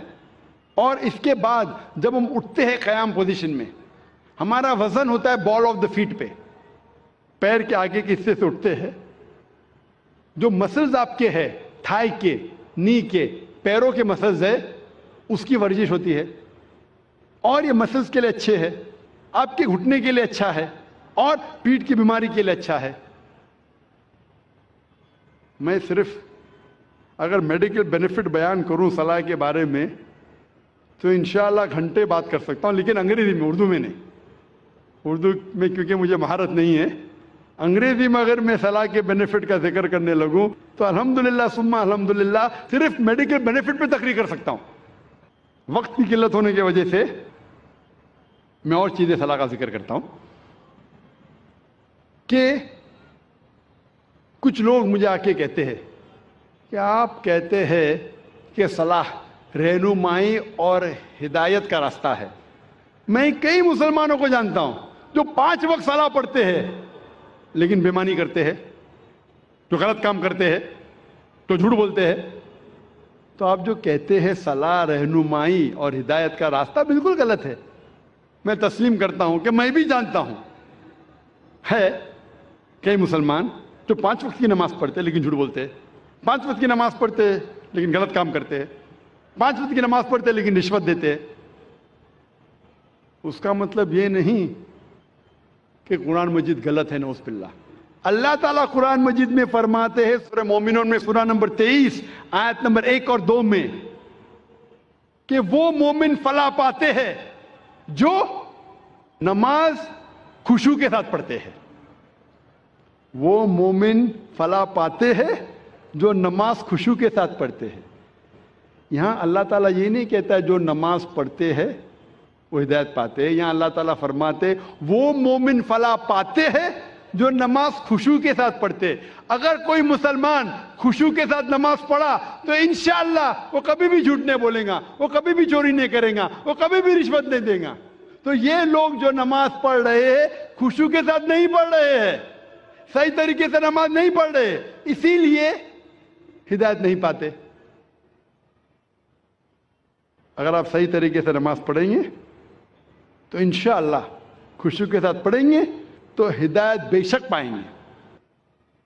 जब हम नमाज के मानी नहीं जानते तो कैसे अल्लाह ताला की हिदायत पे अमल करेंगे.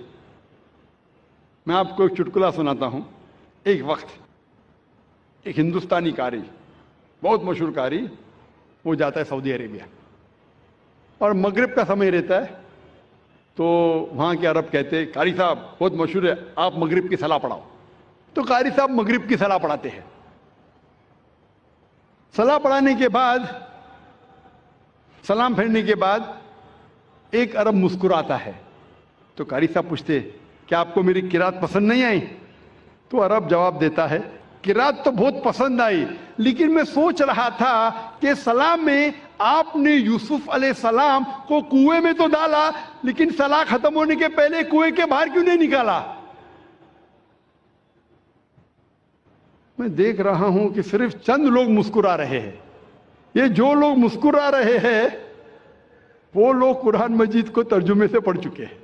جو لوگ کو یہ چٹکلا سمجھ میں نہیں آیا وہ لوگ قرآن مجید شاید ترجمے سے نہیں پڑھے, یا ہو سکتا ہے پڑھے لیکن کچھ چیزیں بھول چکے ہیں. چٹکلے کو اگر آپ ایکسپلین کرے تو مزہ نہیں آتا. اگر شاعری کا ترجمہ کرے کوئی سادی اردو میں تو شاعری کا مزہ ہی نہیں رہتا ہے. اور ہمارے فیض الرحمان صاحب ماشاءاللہ شاعری میں تو ایک دم ایکسپرٹ ہے. لیکن عوام کے فائدے کے لیے میں چٹکلا ضرور آپ کو سناؤں گا. اس کے پیچھے کیا کہانی ہے؟ وہ عرب جب کہتا ہے قاری سے کہ آپ نے سلام میں یوسف علیہ السلام کو کنویں میں تو ڈالا, سلام ختم ہونے کے پہلے کنویں کے باہر کیوں نہیں نکالا؟ کیونکہ ہم جانتے قرآن مجید میں سورہ یوسف اور کئی واقعے ہیں جہاں اللہ تعالیٰ فرماتے یوسف علیہ السلام کو ان کے بھائیوں نے انہیں دھوکہ دیا تھا. بھائی یوسف علیہ السلام کو لے جاتے اور کنویں میں ڈالتے ہیں اور جا کے اپنے والد سے کہتے ہیں کہ وہ مر گیا. اس درمیان ایک کارواں آتا ہے اور دیکھتا ہے کہ یوسف علیہ السلام کنویں میں کھائی میں گرے ہوئے ہیں, اور وہ کارواں یوسف علیہ السلام کو باہر نکالتا ہے. اللہ تعالیٰ جیسا شاعری میں بولوں گا میں, فانوس کی طرح حفاظت, اس لیے میں شاعری میں زیادہ مانتا نہیں ہوں, لیکن میری اہلیہ کہتی ہے کہ آپ اردو تقریر کریں تو شاعری کہو, تو کوشش کرتا ہوں میں ٹوٹی پھوٹی اردو میں شاعری کہوں. فانوس بن کے حفاظت جس کی ہوا کرے, فانوس بن کے حفاظت جس کی ہوا کرے, وہ شمع کیا بجھے جسے روشن خدا کرے. لیکن جو لچک قرآن کے آیتوں میں ہے, ساری شاعر کو آپ اکٹھا کریں گے, جتنے شاعر کی آپ عزت کرتے ہیں تعریف کرتے, سارے شاعر کو اکٹھا کریں گے, ایک قرآن کی آیت پیدا نہیں کر سکیں گے. یہ اللہ تعالیٰ کا چیلنج ہے. سورہ بقرہ میں سورہ نمبر 2 آیت نمبر 23 اور 24 میں, میں شیخ فیض الرحمان کے خلاف نہیں ہوں اور ان سے معذرت چاہتا ہوں, وہ کوآرڈینیٹر ہے. اللہ تعالیٰ کہتے ہیں سورہ بقرہ سورہ نمبر 2 آیت نمبر 23 اور 24 میں, وَإِن كُنتُمْ فِي رَيْبٍ مِّمَّا نَزَّلْنَا عَلَىٰ عَبْدِنَا, اگر آپ کو شک ہے کہ ہم نے جو چیز نازل کی ہے ہمارے بندے پہ, فَأْتُوا بِسُورَةٍ مِّن مِّثْلِهِ, آپ ایک قرآن جیسی سورہ لے آؤ, مِن مِّثْلِهِ, قریب ہو بہو نہیں, وَادْعُوا شُهَدَاءَكُم مِّن دُونِ اللَّهِ ان کنتم صادقین, اور اپنے مددگار کو بلاؤ اللہ کے علاوہ جو بھی آپ کے پاس ہے اگر آپ سچے ہیں. فَإِن لَمْ تَفْعَلُوا, اور اگر آپ نہیں کر پائیں گے, فَإِن لَمْ تَفْعَلُوا وَلَن تَفْعَلُوا, اور آپ بے شک نہیں کر پائیں گے, فَاتَّقُوا النَّارَ الَّتِي وَقُودُهَا النَّاسُ وَالْحِجَارَةُ أُعِدَّتْ لِلْكَافِرِينَ, تو آپ تیار ہو اس آگ کے لیے جس کا ایندھن آدمی اور پتھر ہے. تو جو عربی زبان میں ماہر تو نہیں, جانتا تو نہیں ہوں, لیکن عربی زبان جو قرآن میں جو ہے, سارے شاعر کو آپ اکٹھا کریں گے, قرآن کی ایک آیت کے قریب نہیں آ سکیں گے. ہو بہو تو چھوڑیے, لیکن پھر بھی کیونکہ میں اردو زبان میں تقریر کر رہا ہوں تو کوشش کرتا ہوں ٹوٹی پھوٹی زبان میں, اور ماشاءاللہ میری اہلیہ میری مدد کرتی ہے. پہلے وہ پیپر لیتی تھی, 51, 52, 60 غلطیاں, 61, 62, 100 سینچری ہو گئی. ابھی ماشاءاللہ تعداد کم ہوتے جا رہی ہے غلطیوں کی. لیکن جیسے میں ذکر کر رہا تھا کہ یوسف علیہ السلام کا واقعہ, تو قاری صاحب یوسف علیہ السلام کو وہ تلاوت کر رہے, کھائی میں ڈالتے ان کے بھائی, کارواں آتا ہے کھائی کے باہر نکالتا ہے, لیکن وہ باہر نکلنے کے پہلے ہی اپنی تلاوت کو روکتے. مطلب وہ قاری کو پتہ نہیں تھا کہ معنی کیا ہے, پڑھتے تو ماشاءاللہ اچھی قرات میں, پتہ نہیں معنی, اس لیے کھائی میں ڈالتے یوسف علیہ السلام کو, نماز کے ختم ہونے کے پہلے کھائی سے باہر نہیں نکالتے. یہ ایک چٹکلا تھا. جب ہم نماز پڑھنے جاتے ہیں مسجد میں تو امام تلاوت کرتا ہے سورہ اخلاص، قل هو اللہ احد، کہو کہ اللہ ایک ہے۔ ہر مسلمان جو مسجد میں نماز پڑھنے آتا ہے، میں آپ سے پوچھنا چاہتا ہوں وہ کتنے اللہ میں مانتا ہے؟ جو مسلمان مسجد میں نماز پڑھنے آتا ہے کتنے اللہ میں مانتا ہے؟ ایک میں۔ ایک بھی مسلمان نے جو 2 اللہ میں مانتا ہے، تو یہ قاری صاحب کس کو بول رہے؟ اللہ کیا کہہ رہا ہے ہم سے؟ اللہ کہہ رہا ہے کل، کہو، کل ہو اللہ احد، کہو کہ اللہ ایک ہے۔ کن سے؟ مسلمانوں سے نہیں، وہ لوگوں سے جو لوگ ایک اللہ میں نہیں مانتے۔ ہم نماز تو پڑھتے ہیں، سورہ اخلاص ماشاءاللہ قرآن کا 1/3 حصہ، باہر نکلتے کتنے لوگ غیر مسلمان سے کہتے ہیں کہ اللہ ایک ہے؟ اتنا بڑا مجمع ہے، کروڑوں لوگ اس تقریر کو لائیو دیکھ رہے۔ میں پوچھنا چاہتا ہوں کہ اپنی زندگی میں آپ نے کتنی بار سورہ اخلاص کی تلاوت کی ہوں گی؟ کتنے بار؟ کتنے بار؟ کتنے بار؟ کتنے بار؟ ہاں، بے شمار۔ کوئی بولیں گا ہزاروں بار۔ 1000 بار تو کی ہوں گی نا، اگر نمازی ہے تو۔ آپ اگر نمازی ہے، نمازی نہیں تو الگ بات ہے۔ اگر نمازی ہے تو ہزاروں بار تو تلاوت کی ہوئیں گی۔ اگر آپ 40 سال کے 50 سال کے ہیں تو ہزاروں بار تو کی ہوئیں گی۔ میں پوچھنا چاہتا ہوں آپ نے کتنے غیر مسلمانوں سے کہا کہ اللہ ایک ہے؟ 1000 100 50 سے تو کہا، 10 سے تو کہا کہ آج تک کے تو شاید اللہ تعالیٰ آپ کو معاف کرے گا کیونکہ آپ نے توجہ نہیں دی ہوگی۔ آج کے بعد آپ نے ذاکر کی تقریر تو سنی ہے کہ جب آپ سورہ اخلاص پڑھتے ہیں قل هو اللہ احد، اس کی معنی ہے کہو ان لوگوں سے جو لوگ ایک اللہ میں نہیں مانتے کہ اللہ ایک ہے۔ آج کے بعد اگر آپ نے سورہ اخلاص کی تلاوت کی اور باہر جا کے اس کے اوپر عمل نہیں کیا تو شاید اللہ تعالیٰ آپ کو نہیں چھوڑے گا، کیونکہ آج آپ جانتے ہیں کہ صرف قرآن کی آیت پڑھنا ضروری نہیں ہے، اس کے اوپر عمل کرنا بھی ضروری ہے۔ تو میرے تقریر سننے کے فائدے بھی ہوتے، نقصان بھی ہوتے۔ اگر عمل کریں گے تو فائدہ ہوئے گا، نقصان کریں گے تو وہ لوگ بولتے ہیں نا کہ کچا لائسنس اور پکا لائسنس۔ کچا لائسنس ہے تو آپ کو دنڈ آدھا پڑتا ہے، پکا لائسنس سے ڈبل پڑتا ہے۔ ابھی آپ جانتے ہیں کہ سورہ اخلاص کہ معنی کیا پہلے بھی جانتے ہوئیں گے، لیکن عمل نہیں کرتے ہوئیں گے۔ تو ابھی اگر آپ نماز میں اگر امام کہتا ہے قل هو اللہ احد، اس کا مطلب آپ سے کہہ رہا ہے کہ کہو وہ لوگوں سے جو ایک اللہ میں نہیں مانتے کہ اللہ ایک ہے۔ کتنے لوگ اس کے اوپر عمل کرتے؟ کتنے لوگ؟ ایک آپ کا ایک ملازم ہے، بہت ملازم جو وقت کا بہت پابند ہے، برابر ٹائم پہ آتا ہے، بہت آپ کی تعریف کرتا ہے، برابر ٹائم پہ آتا ہے، ٹائم پہ جاتا ہے، آپ کی تعریف کرتا ہے۔ آپ بولتے بھائی صاحب ذرا پانی کا گلاس لے کے آؤ، وہ بولتا ہے میرا مالک بہت اچھا ہے، بہت دیالو ہے، لیکن پانی کا گلاس نہیں لے کے آتا ہے۔ بہت تعریف کے پل باندھ رہا ہے، ہاتھ جوڑ کے آپ کے سامنے کھڑا ہے۔ آپ بولیں گے یہ خط میرے دوست کو پہنچاؤ، میرا مالک بہت اچھا ہے، میرا مالک بہت مہان ہے، تعریف کر رہا ہے، ہاتھ باندھ کے سر جھکائے کھڑا ہے، آپ کا کہنا نہیں مانتا ہے۔ آپ کیا کریں گے؟ اس کی سیلری بڑھائیں گے؟ آپ اس کو بونس دیں گے؟ کیا کریں گے؟ کیا کریں گے؟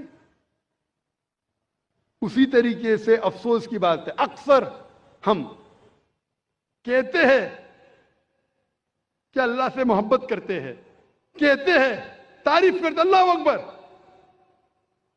تعریف تو بہت کرتے ہیں، لیکن کیا اللہ کا کہنا مانتے؟ عبادت کا مطلب بندگی، اللہ جو حکم دے رہا ہے ہمیں اس کے اوپر عمل کرنے کو کہتے ہیں بندگی۔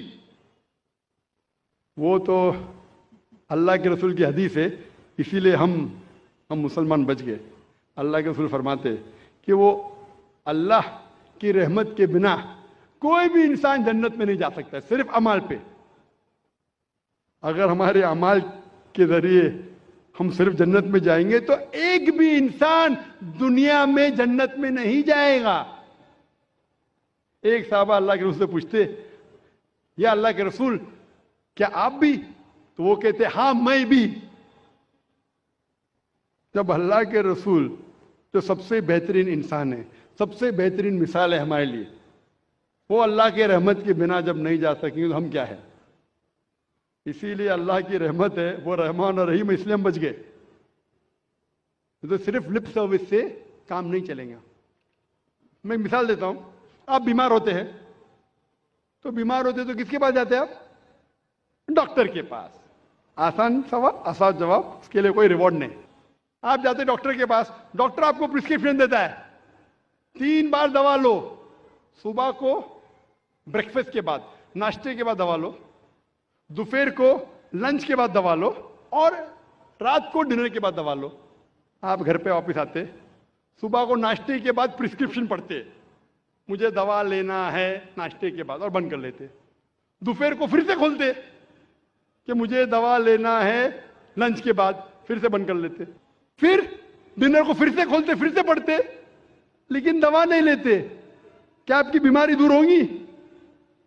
وہ ہم مسلمان کرتے، پڑھ رہے ختم قرآن، لیکن قرآن پہ عمل نہیں کر رہے.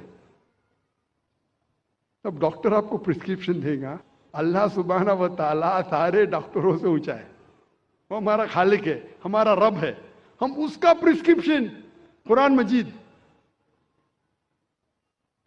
یہ ساری انسانیت کے لیے اللہ سبحانہ و تعالیٰ کا سب سے آخری پرسکرپشن ہے. کیونکہ میں ڈاکٹر ہوں، میں میڈیکل لینگویج میں بات کر رہا ہوں. کون مجھے فتوے مت لگانا بھائی، میں اردو زبان میں کمزور ہوں. بولیں گے ذاکر بھائی کہتے ہیں پرسکرپشن ہے. یہ اللہ سبحانہ و تعالیٰ کا، ہمارے خالق، ہمارے مالک کا پرسکرپشن ہے، آخری پرسکرپشن ہے سارے انسانوں کے لیے. اس کو پڑھو، اس کے اوپر عمل کرو، انشاءاللہ آپ ہدایت پائیں گے. اور اللہ تعالیٰ فرماتے ہیں سورہ ماؤن میں، سورہ نمبر 107 آیت نمبر 4 سے 7 میں، کہ وہ لوگ ہیں جو نماز صرف دکھانے کے لیے پڑھتے ہیں، جو نماز میں غفلت کرتے ہیں. فَوَيْلٌ لِّلْمُصَلِّينَ الَّذِينَ هُمْ عَنْ صَلَاتِهِمْ سَاهُونَ الَّذِينَ هُمْ يُرَاءُونَ وَيَمْنَعُونَ الْمَاعُونَ. وہ لوگ جو نماز میں غفلت کرتے ہیں، وہ لوگ نماز جو صرف دکھانے کے لیے پڑھتے ہیں اور اپنے پڑوسی کو مدد بھی نہیں کرتے، ان لوگوں پہ لعنت ہے. اور اللہ تعالیٰ فرماتے کہ وہ منافق ہے جو عمل نہیں کرتے، جو صرف دکھاوے کے لیے نماز پڑھتے. نماز پڑھنا ہر مسلمان کے لیے فرض ہے. کوئی بھی آپ کو ایکسکیوز نہیں ہے، کوئی بھی آپ ایکسکیوز نہیں دے سکتے، کوئی بھی بہانہ نہیں دے سکتے. کوئی بھی مرد کے لیے نماز نہیں پڑھنے کا کوئی بھی ایکسکیوز نہیں. صرف خواتین کے لیے 2 ہے، حیض کی حالت میں اور بچہ پیدا ہونے کے بعد، ڈلیوری کے بعد. یہ 2 کے علاوہ کوئی بھی انسان، چاہے مرد عورت، جب بالغ ہو جاتا ہے اس کے بعد کوئی بھی انسان کو نماز نہیں پڑھنے کی اجازت نہیں ہے. کوئی بھی بہانہ نہیں چلے گا، کوئی بھی بہانہ نہیں، فرض ہے. اللہ تعالیٰ نے کئی راستے دکھائے. اللہ تعالیٰ فرماتے ہیں سورہ مائدہ میں سورہ نمبر 5 آیت نمبر 6 اور سورہ نساء سورہ نمبر 4 آیت نمبر 43 میں، کہ اگر پانی نہیں ہے تو اپنا ہاتھ مٹی پہ ڈالو اور تیمم کرو. اگر وضو کرنے کے لیے پانی نہیں، تیمم کی اجازت ہے. مٹی پہ ہاتھ ڈالو، منہ پہ ہاتھ پھیرو، ہاتھ پہ وضو ہو گئی. آپ بہانہ نہیں کر سکتے کہ پانی نہیں اس لیے میں نماز نہیں پڑھ سکتا ہوں. پانی نہیں تو تیمم کرو، نماز پڑھنا فرض ہے. اکثر ہم دیکھتے ہیں، میں کہتا ہوں میرے مسلمان بھائی سے، بھائی صاحب نماز پڑھو. نہیں میں وضو میں نہیں ہوں. ارے وضو میں نہیں ہو تو وضو کرو. نہیں وہ کیا ہے، میں جا رہا تھا نا تو وہ سڑک پہ چھینٹے پڑے تو میری قمیض گندی ہو گئی. ارے گندی ہو گئی تو دھو. بہانے مسلمان بہانے بناتے. پوچھیں گے نہیں ذرا میری حالت صحیح نہیں ہے اس لیے نماز نہیں پڑھنا چاہتا ہوں. وضو نہیں تو وضو کرو. اگر کپڑے گندے ہو گئے تو کپڑے دھو. اگر نہانے کا تو نہاؤ لیکن نماز پڑھو. اس معاملے پہ ایک شاعری آپ میں پیش کروں گا. پھر سے غلطی ہو تو معاف کرنا. پڑھی تھی میری نماز جنازہ بھی اوروں نے، پڑھی تھی میری نماز جنازہ بھی اوروں نے، پڑھی تھی میری نماز جنازہ بھی اوروں نے، مرے تھے جن کے لیے وہ وضو کرتے رہ گئے، مرے تھے جن کے لیے وہ وضو کرتے رہ گئے، جس کے لیے ہم محنت کرتے ہیں وہ اپنے وضو کے اندر ہی رہ گئے، نماز کے لیے نہیں آئے۔ یہ شاعر نے کہا تھا وہ لوگ کے لیے جو احسان فراموش ہے۔ اس سے بڑا احسان فراموش کون ہو سکتا ہے؟ جو اللہ نے ہمیں اتنی عزت دی، ہمیں اتنے نعمتیں دی، اور ہم اس کا شکر ادا نہیں کرتے، نماز بھی نہیں پڑھتے، بہانے نکالتے۔ اللہ تعالیٰ فرماتے ہیں سورہ نساء میں، سورہ نمبر 4 آیت نمبر 101 میں کہ اگر آپ سفر کر رہے تو آپ نماز کم کر سکتے، آپ قصر کر سکتے۔ اگر آپ سفر کر رہے ہیں تو ظہر، عصر اور عشاء کے 4 رکعت آپ 2 رکعت کر سکتے۔ اللہ نے آپ کو آسانی فرمایا ہے۔ آسان کرنے کے لیے جب آپ سفر کر رہے آپ آدھی کر سکتے، 4 رکعت کو 2 رکعت کر سکتے۔ اللہ تعالیٰ فرماتے سورہ نساء میں سورہ نمبر 4 آیت نمبر 102 میں کہ اگر جنگ کی حالت میں آپ ہے، اللہ کے رسول سے فرماتے اللہ پھر بھی نماز پڑھو، آپ ایک گروہ کو لو اور اپنے ہتھیار کے ساتھ نماز پڑھو اور دوسرے گروہ کو احتیاط برتنے کے لیے رکھو۔ آپ کی نماز جب پوری ہو جائیں گی تو پہلی گروہ گارڈ کرے اور دوسری گروہ نماز پڑھے۔ آپ سوچ سکتے ہیں کہ جنگ کے حالت میں، جہاد کے حالت میں، جو جان خطرے میں، وہاں بھی نماز کو چھوڑنے کی اجازت نہیں ہے۔ آپ کی جان خطرے میں، نماز کا وقت ہو گیا، آپ نہیں کہہ سکتے ارے بھائی میں جہاد کر رہا ہوں، لڑ رہا ہوں، ابھی کیا نماز پڑھوں۔ جہاد کے حالت میں بھی نماز پڑھنا فرض ہے۔